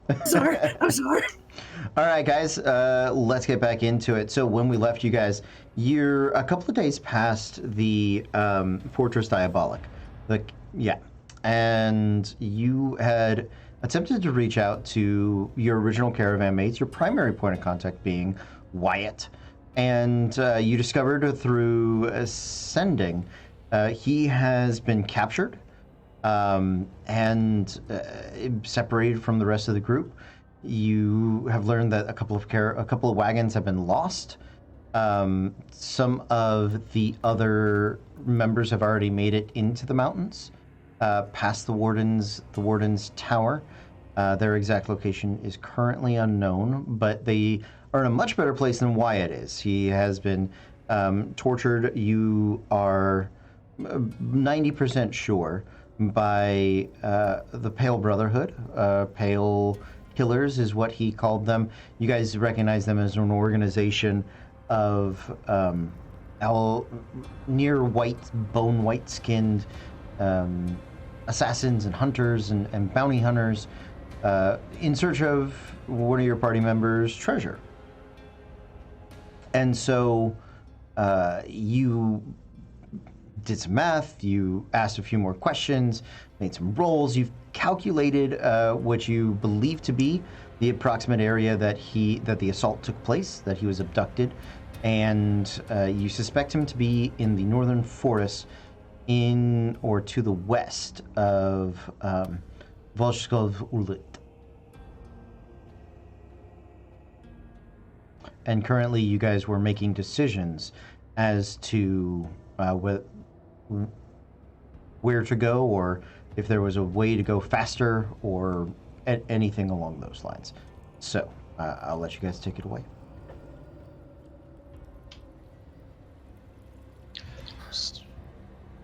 So we need to get going up north. So we're headed up to the capital of the Hobgoblins, right? Yeah, pretty much. I don't know if anybody knows where their main base is, other than just in the forest, and that they can control it and make it weird and harder to exist in, and they can bend it to their will. So I know that I'm pretty good in forests, and recently, I think I've even become so good as to maybe have advantage if forests were magically used to make us lost or do us harm. You know, if I were to put specific words to it, I guess. It sounds like mean- a solid gamble, honestly. You sound very convinced. I'm willing to take a chance. And if there's anywhere that that's going to be the case, there is probably it.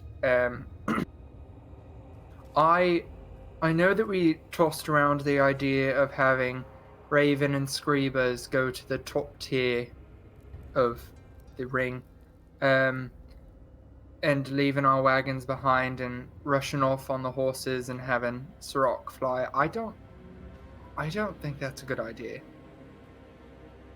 I agree. Well, because we don't want to rush off and leave them behind and then have to come back and rescue them later too. I love them very dearly, but I don't think they're able to take care of themselves this long.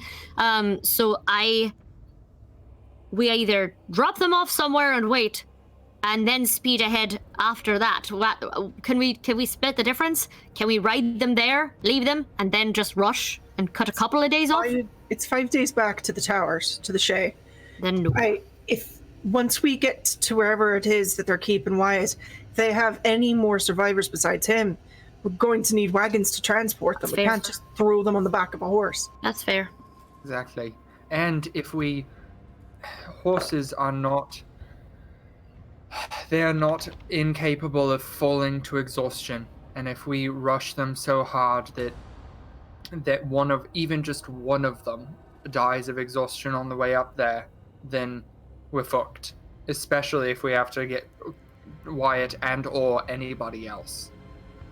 Well, I wonder if certain spells like Lesser Restoration or some form of divine ability that I have can restore some form of ability in them to prevent them from being exhausted so quickly. I don't know exactly which, but I mean, it never hurts. It says a creature. May we buff the horses? Hey, You like, can taste on Does- every single horse. Does Lesser Restoration remove exhaustion? I think it's greater restoration now that I'm thinking about it, but I was just trying to think of what is Meg's camera doing. It's still fine on my end. Looks good to me. Same. Okay. Yeah, good on mine. Just you. And and it looks fine on stream. So Yeah, that was just the Carlos thing. I'm so You're mad not- that I recorded You're about not time. star-crossed lovers, you're Wi-Fi crossed lovers. Just like... Also, so they've had them for what, 18, 16 days? They were captured 16 days outside of the city, or outside of wherever the hell that was. About 18 days now. I 18 think they might have had them. 18 to 21. Best estimate. And they went after them because they thought they might have treasure. They know, like, we evaded them. There's a reason they're keeping them in cages and torturing them. They're going to be alive. They're going to be there. They're going to be keeping them there so that we can come and get them. You're right. How- This is 100% a trap. But oh, absolutely. right, so the speed with which we get into said trap isn't really a point, I think. Less important than going in prepared. You're Well, right. I would I- agree.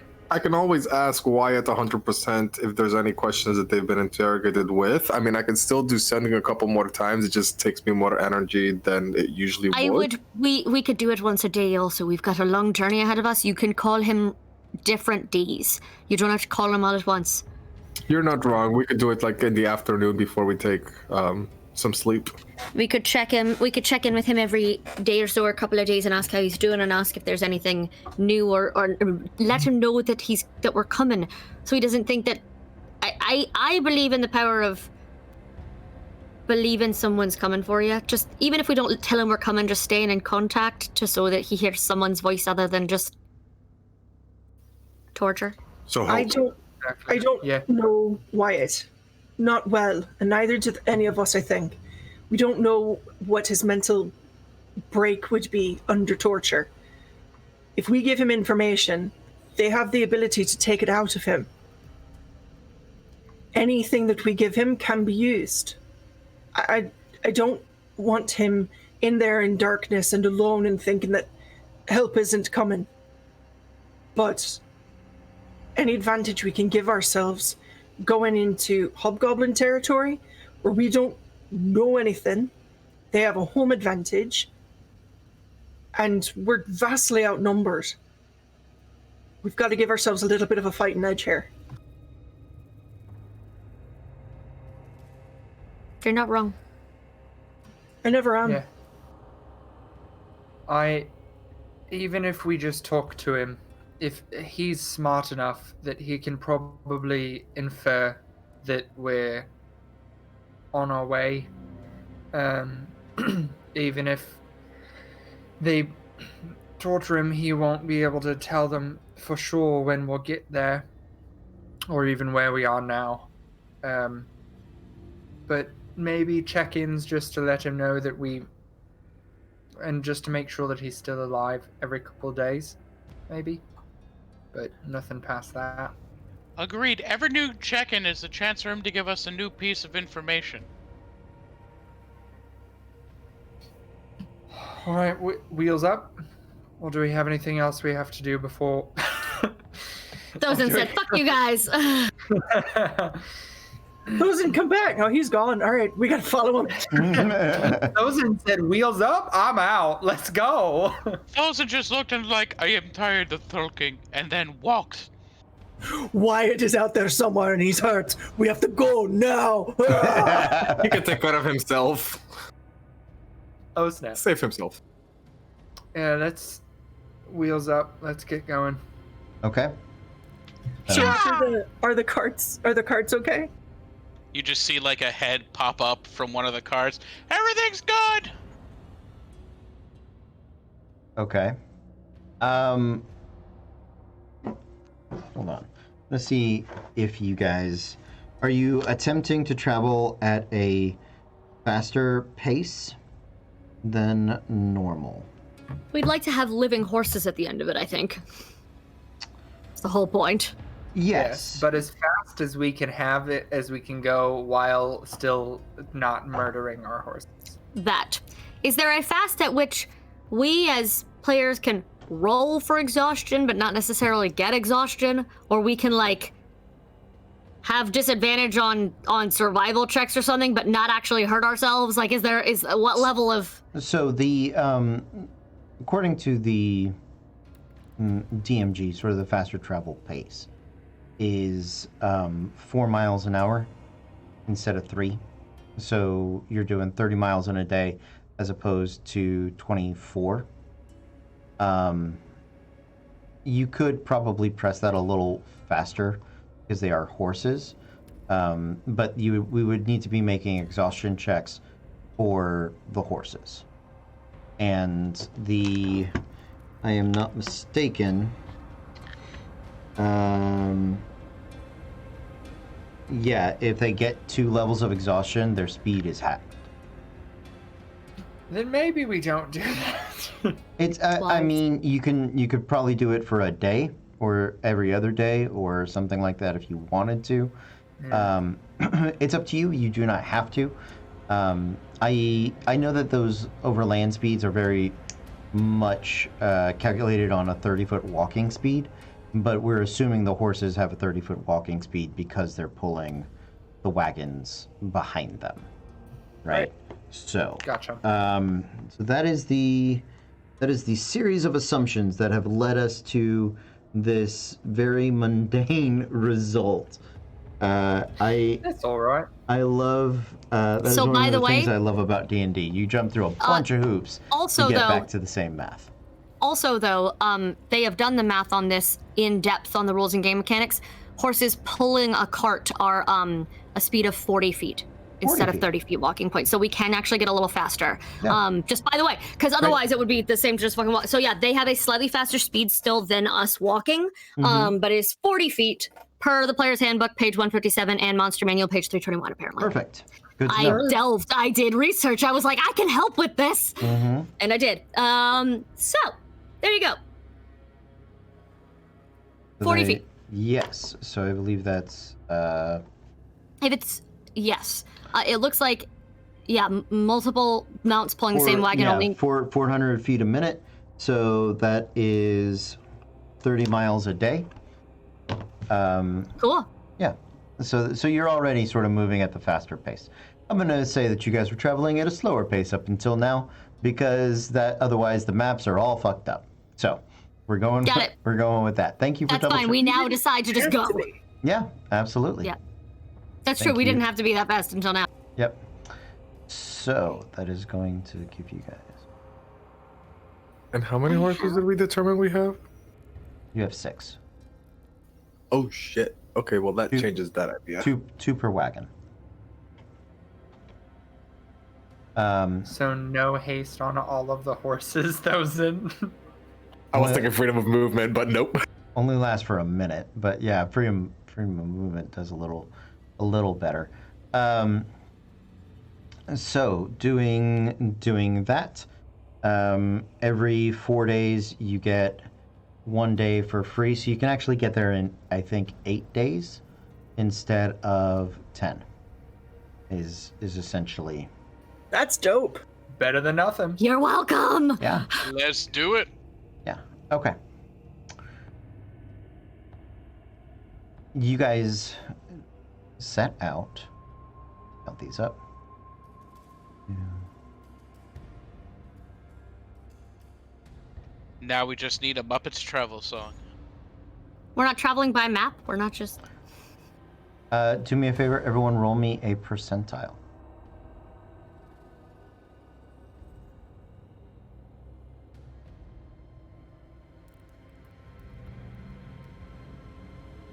I'm gonna keep using these Norse Foundry dice. Nice. Matthew, start it up. 45. 95. 89. 18. 81. All right. Okay.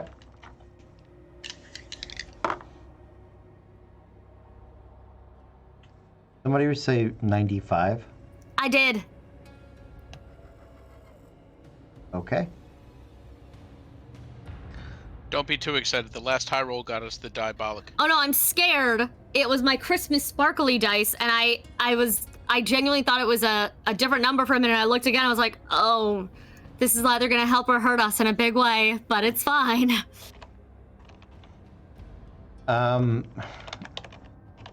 I would like you to roll me a d12. Me specifically? Yeah, because Oh god. did anyone roll over a 95? Okay. I'm so scared. Y'all, if I die, name the tiny dragon on our stream Fable.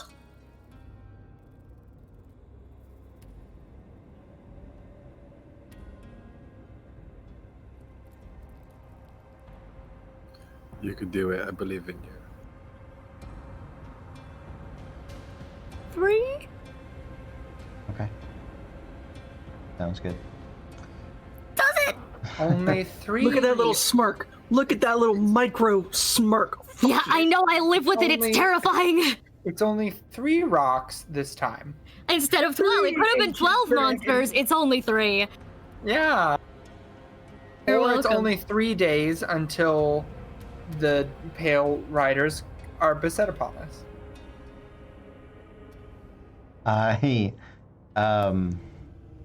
Cody's going, all those are better than what it actually is. Absolutely. That's often the case.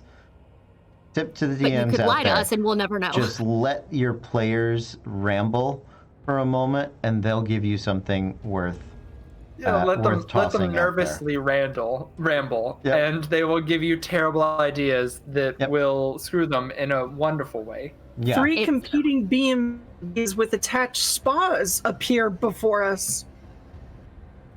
I once had a group where we were in a place and there were these giant statues and like, these statues are coming to life, they're going to attack us. These statues are coming to life, they're going to attack us. And then they did, and later on the DM's like, yeah, I had nothing. That was way better. It was, yeah. It was. I was just here, and then you guys were like, "Oh, that's really cool." Fable, roll me a d10, please. For how many water fountains appear? We won't know what they are, though, if our original dungeon is any indication. We'll just stare at this box and touch it for an hour. It's a question of how many glasses of champagne we get with our spa day. Yay! How many How bath many bombs hot gets dropped? stones they're gonna use? 8. Ooh, 8. Okay. 8 glasses of champagne. Yay. So this is going to take place in 8 days. So you're still 2 days from the location. You had rolled a 3, if I am not mistaken.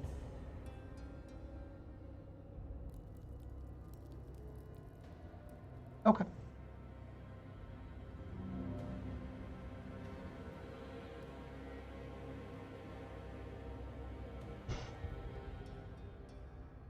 I'm sorry in advance, everyone.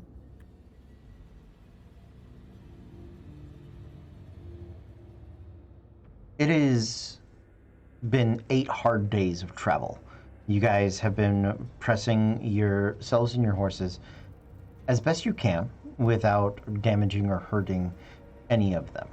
And as you're inching deeper into the latest days of autumn, the grasses are turned sort of brown, and the further you travel north, the bitter cold begins to nip at your nose, ears, fingers, everything. Beaks. At your beaks? Absolutely. Absolutely. Fable's fine. The cold never bothered her anyway. Okay, Elsa. Yeah, duh.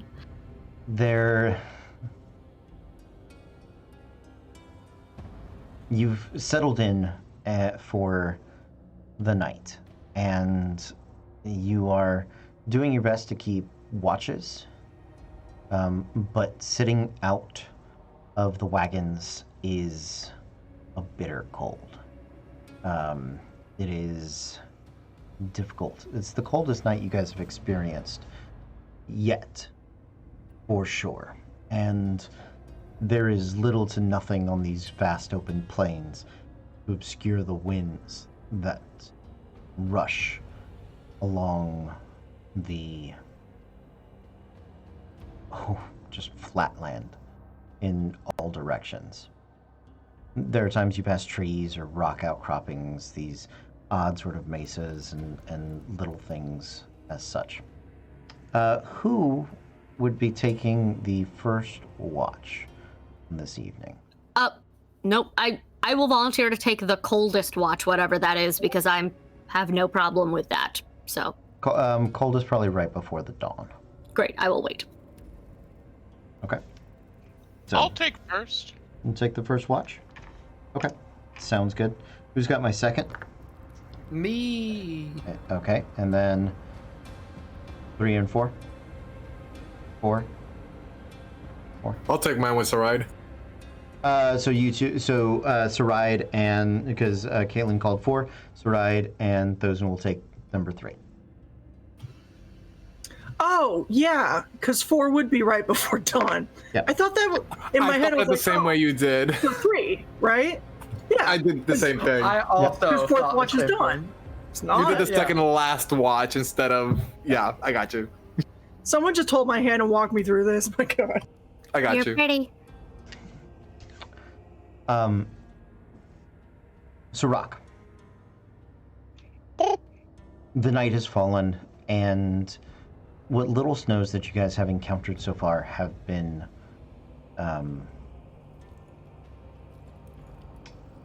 what's the best way to put them? Mild, at the very least. You haven't quite seen snow. You've seen a lot of frost, however. And as the wind sort of dies down for the moment and the fire begins to actually reassert itself, you're sort of feeling the warmth over your feathers for the first time in a very long time. And it gives you a bit of comfort. You cast your gaze across the lands to the north, and you see great sparks of lightning dancing through the sky. And the roll of thunder is distant, but slowly approaching. Your watch passes, and the storm creeps ever closer. In the second watch, Clever Stitch, you keep your eyes peeled towards the storm as well, occasionally moving about. Your armor is frostbitten, and you constantly check your arrows to make sure they haven't gone brittle or stuck, right? You peel your eyes to that storm, and something odd seems to dance through it. Something almost alive. As you watch, it's not what you see so much, but what you hear. In between the rolls of thunder come this sort of flapping of wings.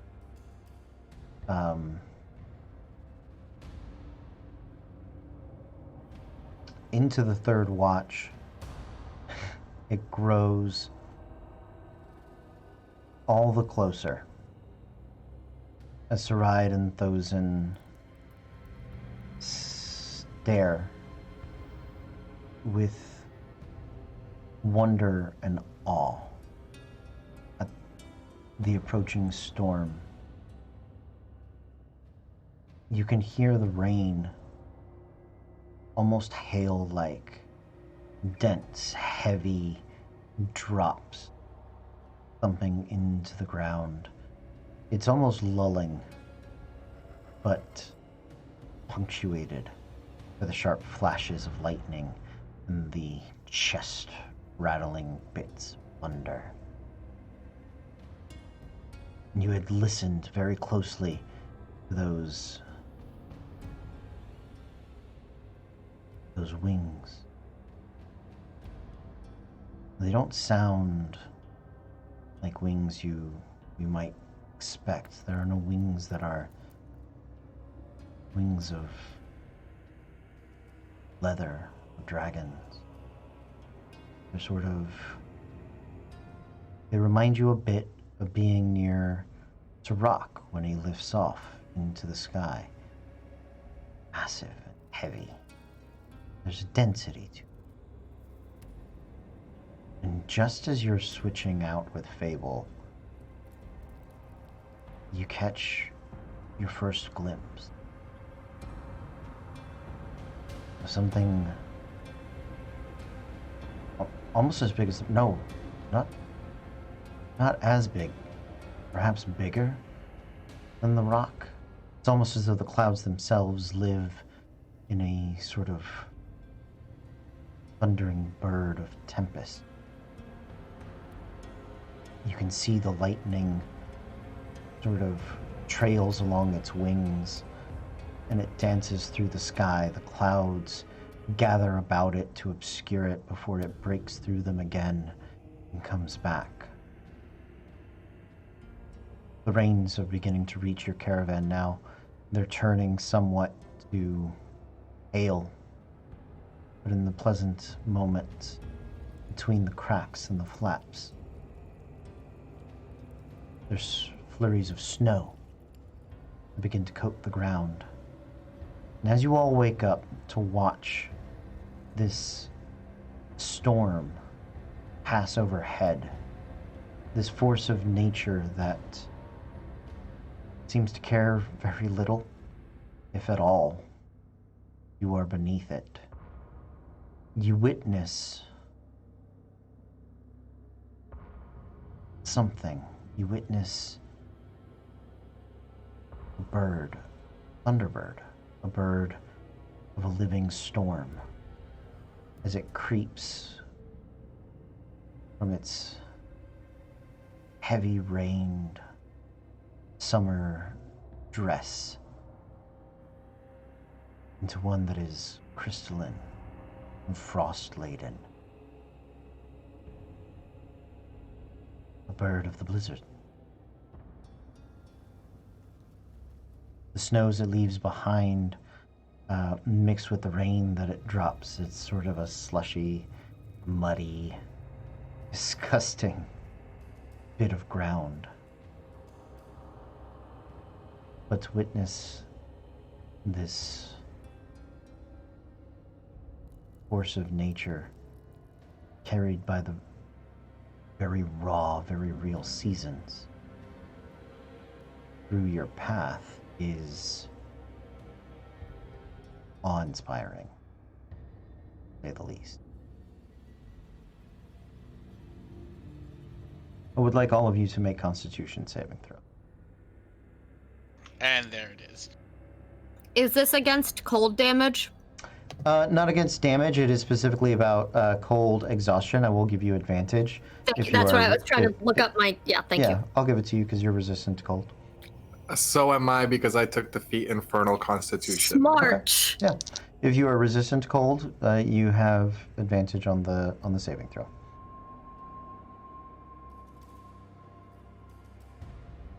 Thank God. A modified 20. 17. 9. 13. 19. Okay. DC is 14. Sarayat and Sirach, you guys take 1 point of exhaustion. You still have plenty of time to get rid of it before you make it to where you believe the caravan attack happened. Leave it to my dumbass snuggled up next to my fucking radiator of a boyfriend to still fucking freeze to death in this particular moment. It's the one moment you got up to, like, pee. Like, you went to use the latrine or get back dressed or something, you just finished, and so, like, you left the bedroll I did not just get up. I'm not, like, squatting randomly like, ooh, look at the giant snowbird. That is not the image that is happening I didn't mean that it was during. I meant that you were walking to or from the tent. I'm not a monster, but she froze real. Mm-hmm. She in a real block of ice. Poor Megan. It was the ice bird. It was the ice bird. It fucked her up. The ice bird got her. Yeah, so I had actually rolled exactly a 95 as well. What? Jeez. Yeah. Magic. Yep. Also, can I Welcome roll back. Any kind of history, story, legend, magic, whatever check on this thing? I'll take find a out history what the fuck check. it is? Yeah. Thank you. Take a history check. Fable's in awe. She's in love. She wants to touch it. She's just fascinated and probably unaware that anyone else is freezing. She should. Oh. I had a dream like this once. I'm not going to roll well in my history, but I had a dream. 8. I will say that you vaguely know that, Thunderbirds are sort of... There are legends of them. You don't really know where they're from or where did they go. Cotton Eye Joe had to, but they are creatures of legend. They often remind you of the sort of vast elementals, or they're tied to the elemental plane in very important ways. That's about as much as you got, unfortunately. She will then. Sirach took a watch. Everybody did, and then you guys all got together and watched the magic happen. She's gonna run over to Sirach and just with joy and like ecstatic, childish joy. It's from the plains, or it knows how to get there. That's the closest to either of our homes that I've ever seen out here. Are you seeing this? Are you cold? Are you okay? you look over as you're just like ecstatically pointing up, and you finally actually look at Sirach, and like he's just got like an icicle from the front of his beak, and he's like shivering. Oh no! Flame hands. She just tries to near him like an outside space heater. But you were looking. I thought of you, got excited. She's just like watching it go with like this awe of like, there's other big elemental things here that we don't understand, and look how pretty it is.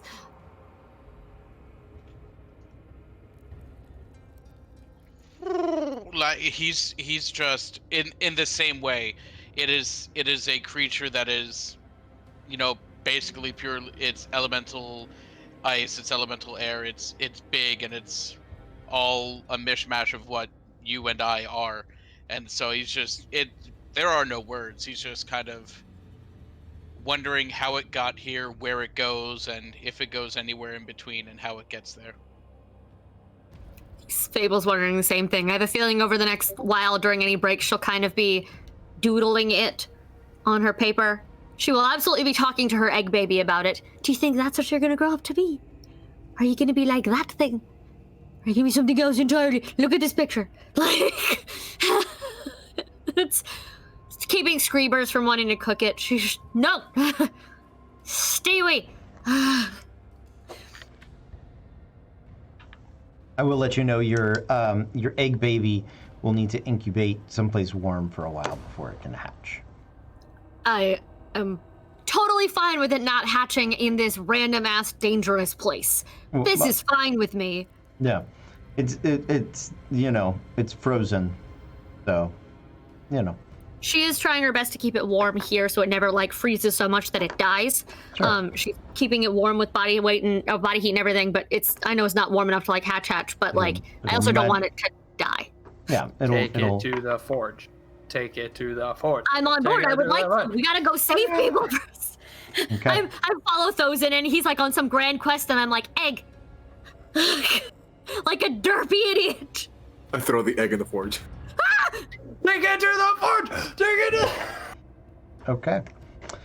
I prefer them over easy, but I don't like any of you. I was making all these great connections and character moments tonight. Fuck all of you. I love this, man. I feel attacked. I'm gonna name our tiny stream dragon Blitzwing. That's what we all thought it was, by the way, Cody. Yeah. All of us were sitting here panicking. It's the third goddamn campaign that this bitch is gonna come in here and murderize us all. She's our Flemeth. We should have gone back again and killed. She's gonna keep coming back until a bigger, badder god kills her for us. And then we'll be like, oh, whoops. No Blitzwing. Yet. There you go. The night passes. You guys rest. You travel through the snow and the mud and the rain, and it is bitter and awful. But I would like you guys to make me survival checks.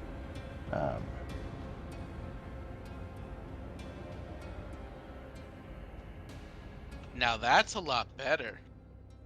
Oh wait, it's with disadvantage, isn't it?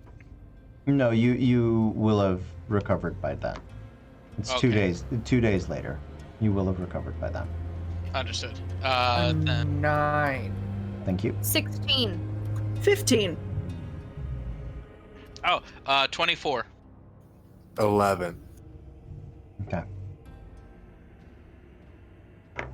It's difficult. The cold weather front has definitely moved through here. There's frost and things. You guys get to the area that you suspect is the area that they would have been attacked in. And you spend the better part of a day searching for tracks and things along that nature. But it is in the later hours of the afternoon, probably 3 or 4, nearing twilight is beginning, right? Or is soon to begin. I don't know how daylight works in the north. It's weird. It's fine. This could easily be one of those months where it's just never, ever light. Yeah, it's not quite that, but We're getting there.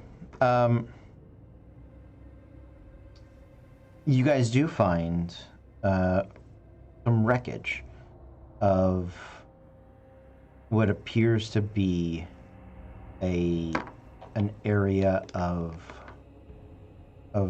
battle and conflict.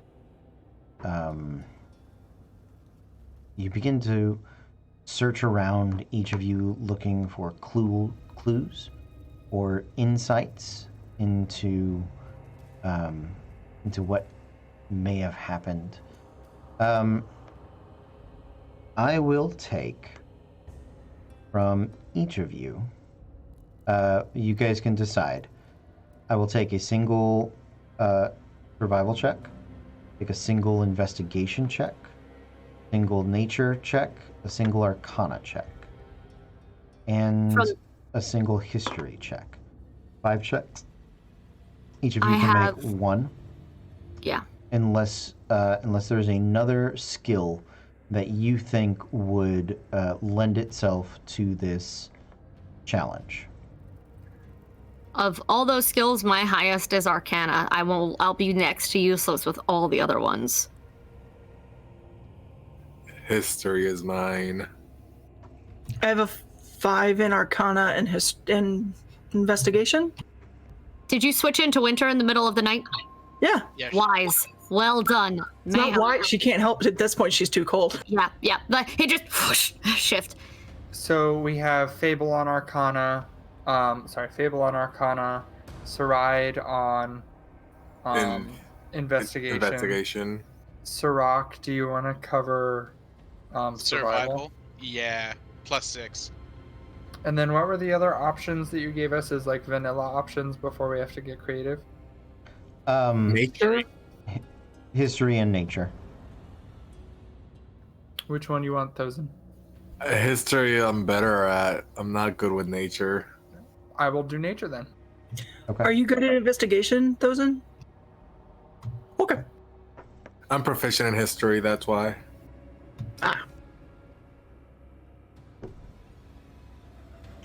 When you tell me your number, remind me what you rolled, and we'll hold on to them because I'll sort of address each one in order. Okay. Starting with Overstitch. So that was an 11 nature. 11 nature. Okay. One of the things that you can tell is that you guys are near the tree line. It's within sight, right? It is odd that the trees have not spread further into the south. There's no natural reason that they would not have. There is something unnatural, very specifically, that prevents that forest from expanding. There's no deforestation happening. There's no great climate change. The trees are, you can see them, they're pretty coniferous, right? They're sort of tall pine trees and things like that. Very much northern evergreens and those sorts of things. Yeah, but they should still be able to extend a little further south. There's no reason. It's not like the climate is that much warmer, and it's a little odd. Okay, Fable. A 16 on Arcana. 16 on Arcana. You do recognize some of the damage to the ground and to some of the found planks of wood and wheels and caravan pieces and things like that. You can tell the telltale signs of evocation magics, right? Burnt grounds that haven't had the chance to heal over, decimated areas of grass that were completely destroyed and ripped away at. There is definitely signs of a magical battle passing through here, and it does in some ways very much remind you of the magical skills that the the caravan would have possessed. So you Does guys, it look like they would have done so in defense, or is this just them? Like, does it look like they would have had reason to use these skills, or they were just using it to exist? It's too. There's too much of it. Got it. Not a problem. Yeah. Yeah, it's not. You do think it is. The only necessity you could see is being attacked. Figured I would ask. Yeah, I appreciate it. It's all right. 9 investigation. Okay. Oh, that sounds like the opening for a news. 9 investigation. 9 investigation. Divide land here. Yes. You have a hard time finding like all the tracks and pieces with the caravan. You don't necessarily know where the main body of the caravan would have went. One of the things that is a little easier on the investigation side to find, you can tell where something extremely heavy was being sort of wheeled about. You can see, I'm going to call it like the dirt medieval equivalent of like skid marks.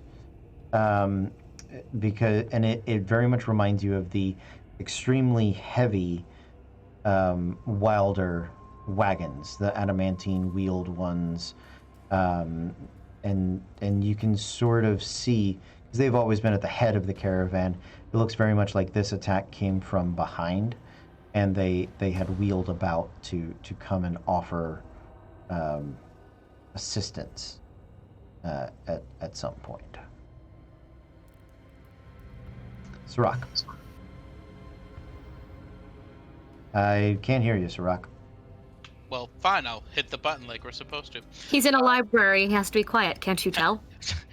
Shh, shh. Now, roll to 17 plus 6 for 23. Survival? On survival.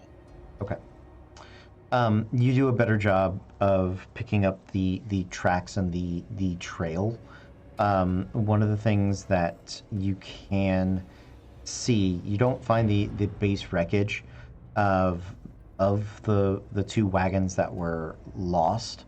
A lot of that is very spread out, very sort of scattered, and a lot of it's probably been picked through and picked up.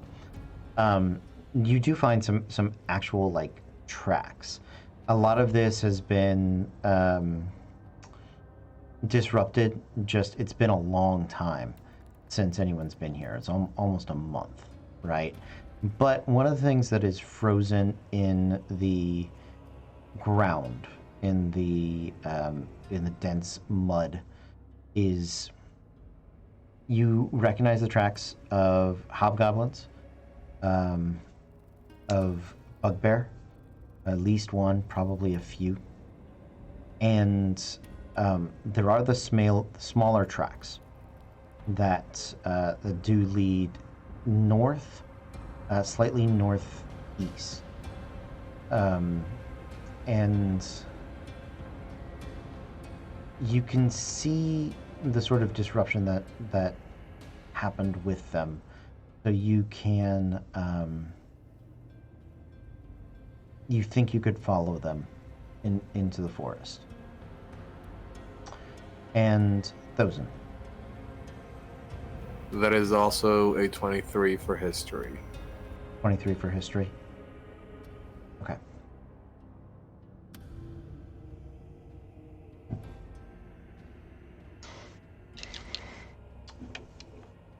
You know, historically, that it's almost odd as far as goblinoids go, but the ones that are most equipped for ambushes, or the ones that carry them out most, are in fact the largest, the shock troopers, the bugbears. And with that in mind, looking towards the north in the forest, you are able to, the tracks of the large armies are, they march, they're heavy, right? The hobgoblins travel in lines. You know that the bugbears are actually tougher to track, even though they are bigger. And looking at the formations in some of these tracks in the dirt and in the ground, you know how many people they would normally travel with, right? So about 12 to 18 is a hobgoblin unit, right? And when you go over the information with Sirach, you know that they don't have any support wagons or items or trains or anything like that, right? So they are within 3 days of some sort of camp from here. Now it might just be a stop by like way station, but you know that that about within 3 days of here, there's a place that they would have needed to regroup, because feeding that many people, they only carry light rations.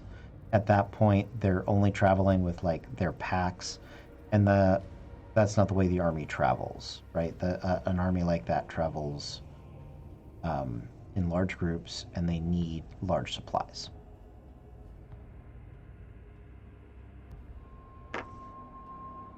Got it. I'm assuming we're all disseminating all of the information that we good. Well, it sounds like, I don't know if any of our caravan friends had a chance of escaping, getting away. That might have been a place where someone might have seen them. I mean, that's where I would backtrack to, is a way station. The last place I remembered having actual contact with somebody. Would have been a hobgoblin way station. That's where the hobgoblins.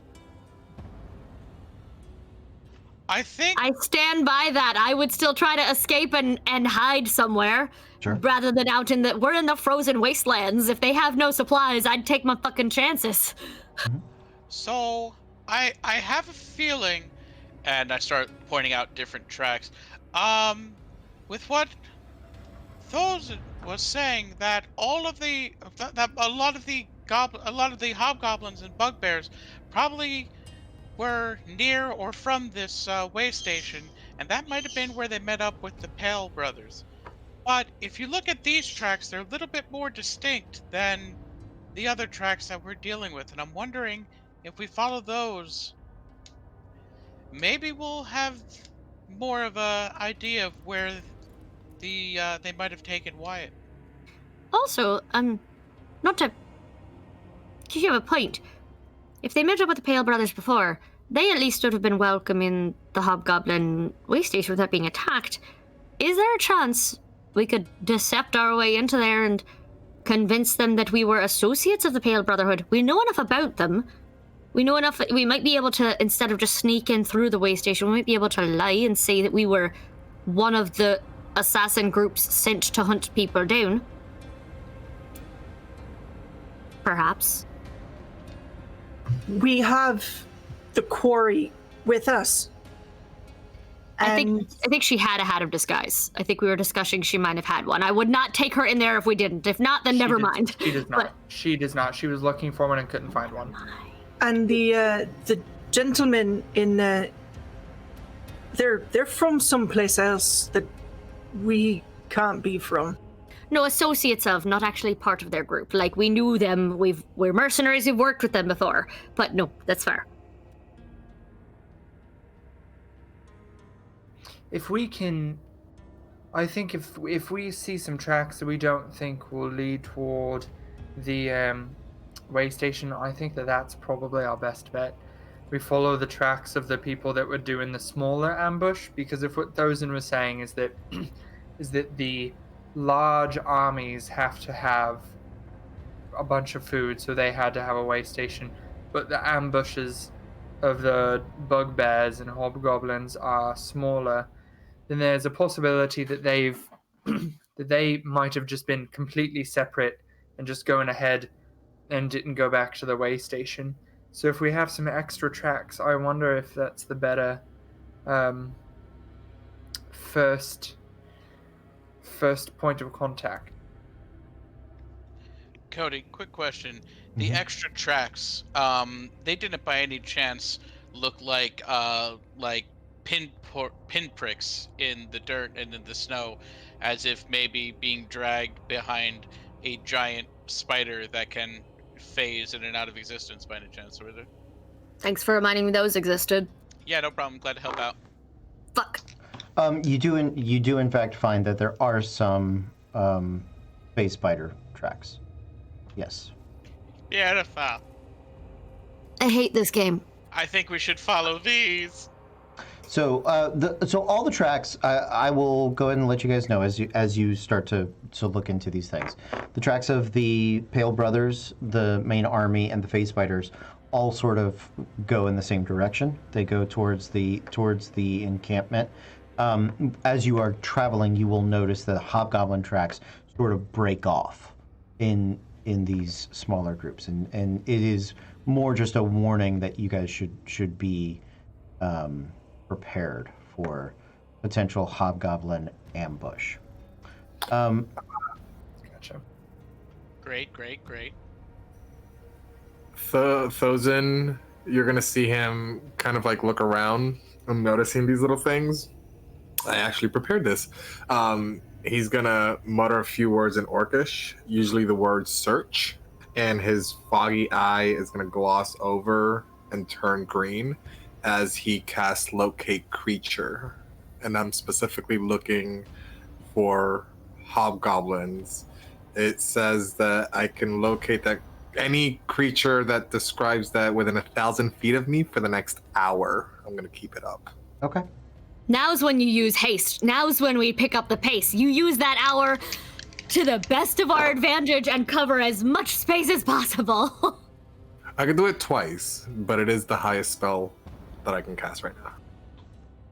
But also, once we're in the forest, I'm very agile.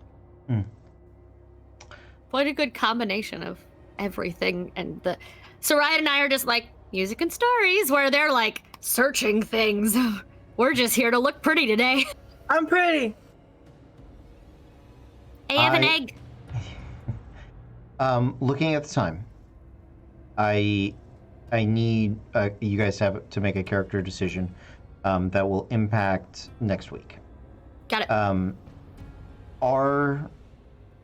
Next week we'll be traveling in through the forest and attempting to save Wyatt, or at the very least scouting out that encampment, right?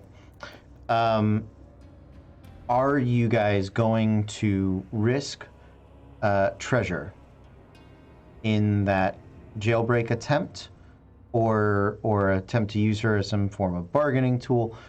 Here's my question: if proceeding forward from here, if we may be in a place where it's like, if we stop, we need the exact cast back, or which is fine if treasure isn't to be included in risk. I mean, they clearly want her, and while I'm sure she has the opinion that she should run in there and sword ablaze, bash and batter, you guys are her friends and can potentially outvote her. It's just something I would like to be considered. I do think now is the time to take advantage of the fact that the actual actors involved are in the middle of a move, and I think I'm good with coming back to week to cast the same. I know all three of their current missing cast members are in the middle of a move. Yeah. We cannot necessarily guarantee that and then Carlos is going to be out the later half of the month. So this feels like the right time to just decide that this is the exact group for next week as well. And we can convince Treasure to, like, just from a backstage perspective, and we can convince Treasure that it's not safe for her to be here. However, if we need her to be a distraction or come running in, we know that Thozen has sending. We know he can reach her and tell her. Okay. But that's my 2 cents. Ditto. Okay. Sounds good. I just wanted to confirm. Okay? Because I just want an HP sponge, and we don't have one. We have Thozen. Yeah, but Thosin's also the thing that keeps us all from dying, so I don't technically want him. Nah, let's What survive. am I doing? Do you see me? Am I here? Is Yeah, my let's camera survive. on? Disrespect me as your healer one more fucking time, bird boy, and we'll see how fast your ass gets roasted. I love you so much. You're welcome. You're wonderful. You're seen and Who pulled appreciated. you out of a T-Rex? Who pulled you out of a T-Rex? Oh my god. Dishonor on you, dishonor on your cow.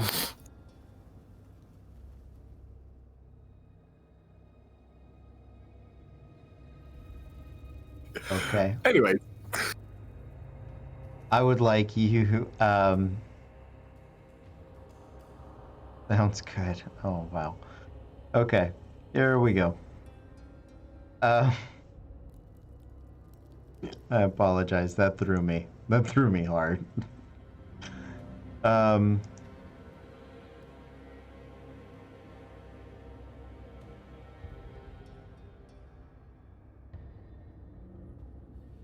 Okay. Here we go.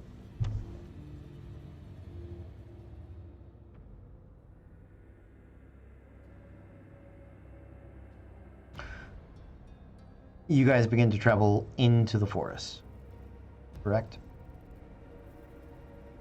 I'm going to say that you guys get to the edge of the forest. You perhaps leave the wagons there. They don't do great in this underbrush in this forest. Okay. I need 2 of you to roll me d20s. Who's feeling lucky? I'll do the other one, I guess. Yep. Big boulder boy. Okay.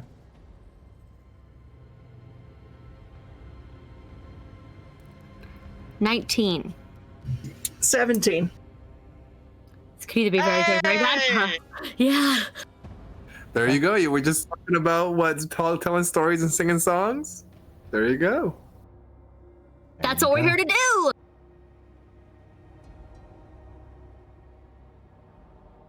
As you guys are traveling,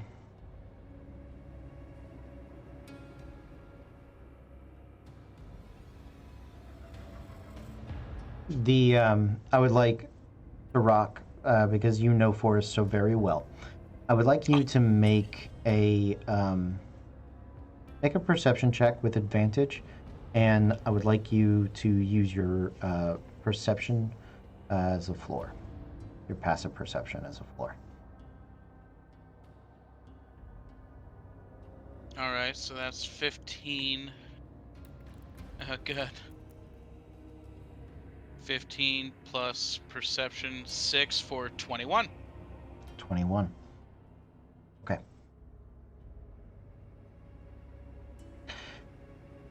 You can tell that something's definitely wrong in the woods. Some of the trees that you've passed, they're not quite the evergreen trees. They're not quite the tall, domineering pines and things like that. They're a little shorter. They are a little more wilted, a little more perhaps oak-like or not the coniferous trees. And you took note of them because they stood out, for sure. There's something about the bark that is sort of ashen white, and yet underneath it, it's almost as though the deeper portions are charcoal black. You had noticed them a few hours ago, and you seem to have passed them again multiple times since, and you thought, being knowing the forest as well as you do, that maybe you were going in circles. Maybe there was something forcing you to lose your way. But no, you mark some other trees. You check some tracks. The tracks are all there. They don't circle back on each other. You're not passing all of the same trees. It's almost as though these particular trees were following you somehow.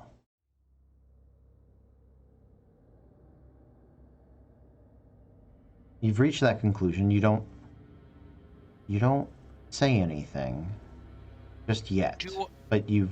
I know anything about like sentient trees?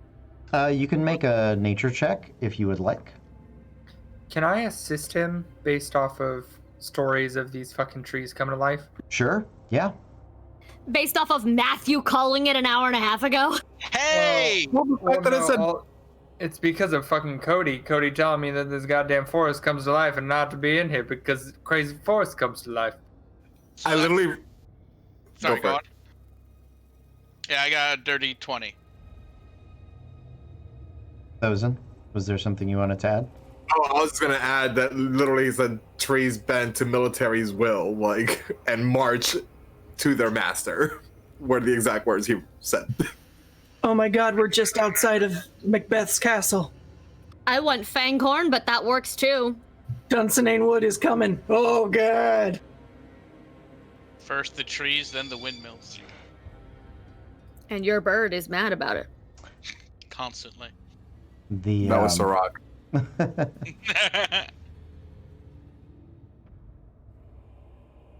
you think there's something about that these trees are following you. There's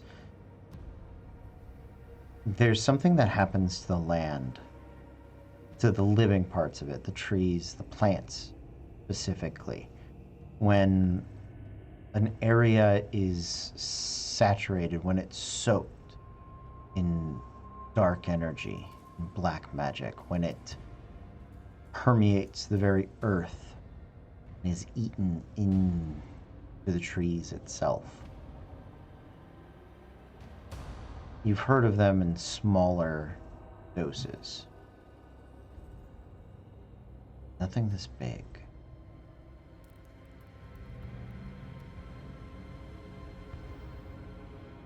I'm gonna, because I figure I've been like flying around and marking things, I'm gonna like hang back and I'm gonna like get pretty close to Saride, and I'm just gonna say, start spreading the word quietly as you can. But I think the trees might literally be alive. And I don't mean like, of course trees are living and the spirits are connected and I know every rock and tree. I mean, I think they're actually walking and moving and following us. So, just quietly make sure everyone knows to keep an eye out. She'll start using all her copper jewelry and cast message to everybody. Okay. You guys hear the word spread. Your eyes sort of cast about. Now the rest of you begin to notice the trees as well. One of the things as you continue to travel, do you continue to travel or are you just like stopping and gonna start attacking trees? It's up to, I mean, I don't want to assume what you're doing. Okay, I'm getting walking. Great. Thank you. Yeah? Good? Okay. Cool. As you guys continue to walk, you start to notice the roots of the trees. And suddenly, with great speed and precise precision, these the grappling roots, blighted black wood, raise up and begin to attack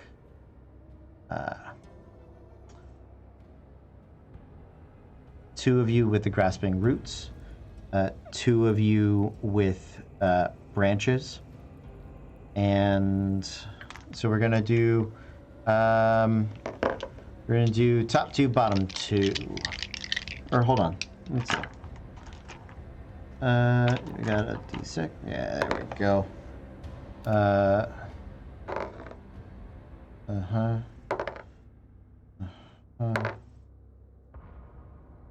So Rock, you are the one that is not getting attacked. So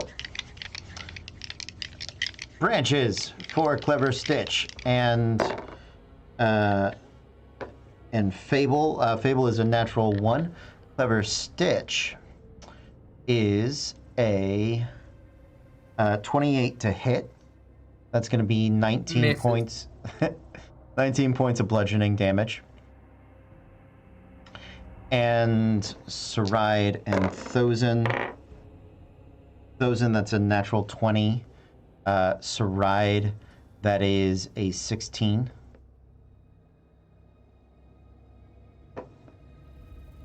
Okay. I mean, it's a natural 20 for me. Yeah. I know. So on the natural 20, that is going to be 18 points of bludgeoning damage. And for Saride, that is going to be 10 points of bludgeoning damage. Oh, I apologize. Technically, you don't take any hit point damage. You're just both grappled. Target is grappled. Until the grapple ends at the start of your turn, you're going to take that bludgeoning damage. So, So hold off on it, or are you going to roll it again? No. You're actually not going to take that damage because I believe this is where we're going to call it a night. Fuck! Oh god. Just because of what I'm doing tomorrow night, and I am extremely excited. You're making tree bastards. He's making ATM things. So the Blight of the Wood is the mythic the blight. agency. It's the mythic blight that I made last week. Yep, if you're on our Patreon at $5 and above, you can watch Cody build that A to last Z week. monstrosities. This is the first AZM mythic monster that I get to run, and I'm excited for that. And I heard parts of it, and I'm scared. I didn't hear enough, and I'm still scared. So, yep, same group next time, same bat time, same bat channel, same bat blight bastards. Yep. So I'm a little excited about that. I had the roll off. Fable was green, so she's the blight, or it was the mythic bugbear that I made was Saride. All right, we'll do the blight. I feel like I can set those on fire better. We'll find out. We'll see. You adorable little pyromaniac. I'm just gonna set That's myself good. on fire and run through the woods. Awesome. Well, I'd love to, but I'm currently restrained. You are I'll run at grappled you first. and restrained. And not by that note- it for the first time in like 5 months. Awesome, guys. So thank you so much for okay, that didn't need to make that noise. Thank you so much for hanging out with us and having a great day for playing. We are going to be back tomorrow night. I'm trying to read our thing I've there. got it. Tuesday nights, as of right now, are a rotating variety creative stream. Anything from Minnie's painting to me writing to Cody building monsters to all combinations of those things, cosplay crafting, what have you. Wednesdays, we have a new show coming soon, and it's technically on the thing, but for the next week or so, we are going to be doing, possibly a little longer, we're going to be doing some character and world building for you to explain the world, but we don't want to lose momentum on that, so we want to not just like let it be world building for a month and a half, but we also want to talk to you about this exciting new game. So if you want to catch up on what it's going to be and get to know the world a little bit as we build characters and talk about it and answer your questions, that's this Wednesday. Thursday is every week The Archives with Megan and Eric. They talk about everything you saw here tonight and answer any of your questions behind the scenes or not. It's a great time to come chat, and they're going to have Carlos with them this week. So it's a great time to ask any questions about past episodes, this week's episode, what they think is going to happen in the future. They run a great damn show. Friday is Diablo. It is team streaming with Cody, Matthew, Megan, and Caitlin Wisser, who also runs our Sunday night solo video game right now with Mass Effect Andromeda. It is a good time all around. And for our patrons with AZM, when are you doing that this week, babe? Saturday. Saturday is the patron AZM. Up next, if I am building monsters tomorrow for creative, it is going to be a bullet. If I do the bullet tomorrow, then we got bullywugs on Saturday. If not, patrons get the bullet. on Saturday, and we'll do something else tomorrow. But for Alright. Wednesday, if you guys don't know, we're going to be playing Through the Breach, which is the TTRPG version of the minis game Malifaux from Weird Games, WYRD. It's a really awesome world. It is alternate history, neo-gothic horror, steampunk magic. So is how they actually describe it. It's a different system. It's a lot of fun. We're going to be doing character building for that. So that's really awesome. All right. Well, thanks for hanging out with us, guys. We're going to see you next time. But until then, be cool.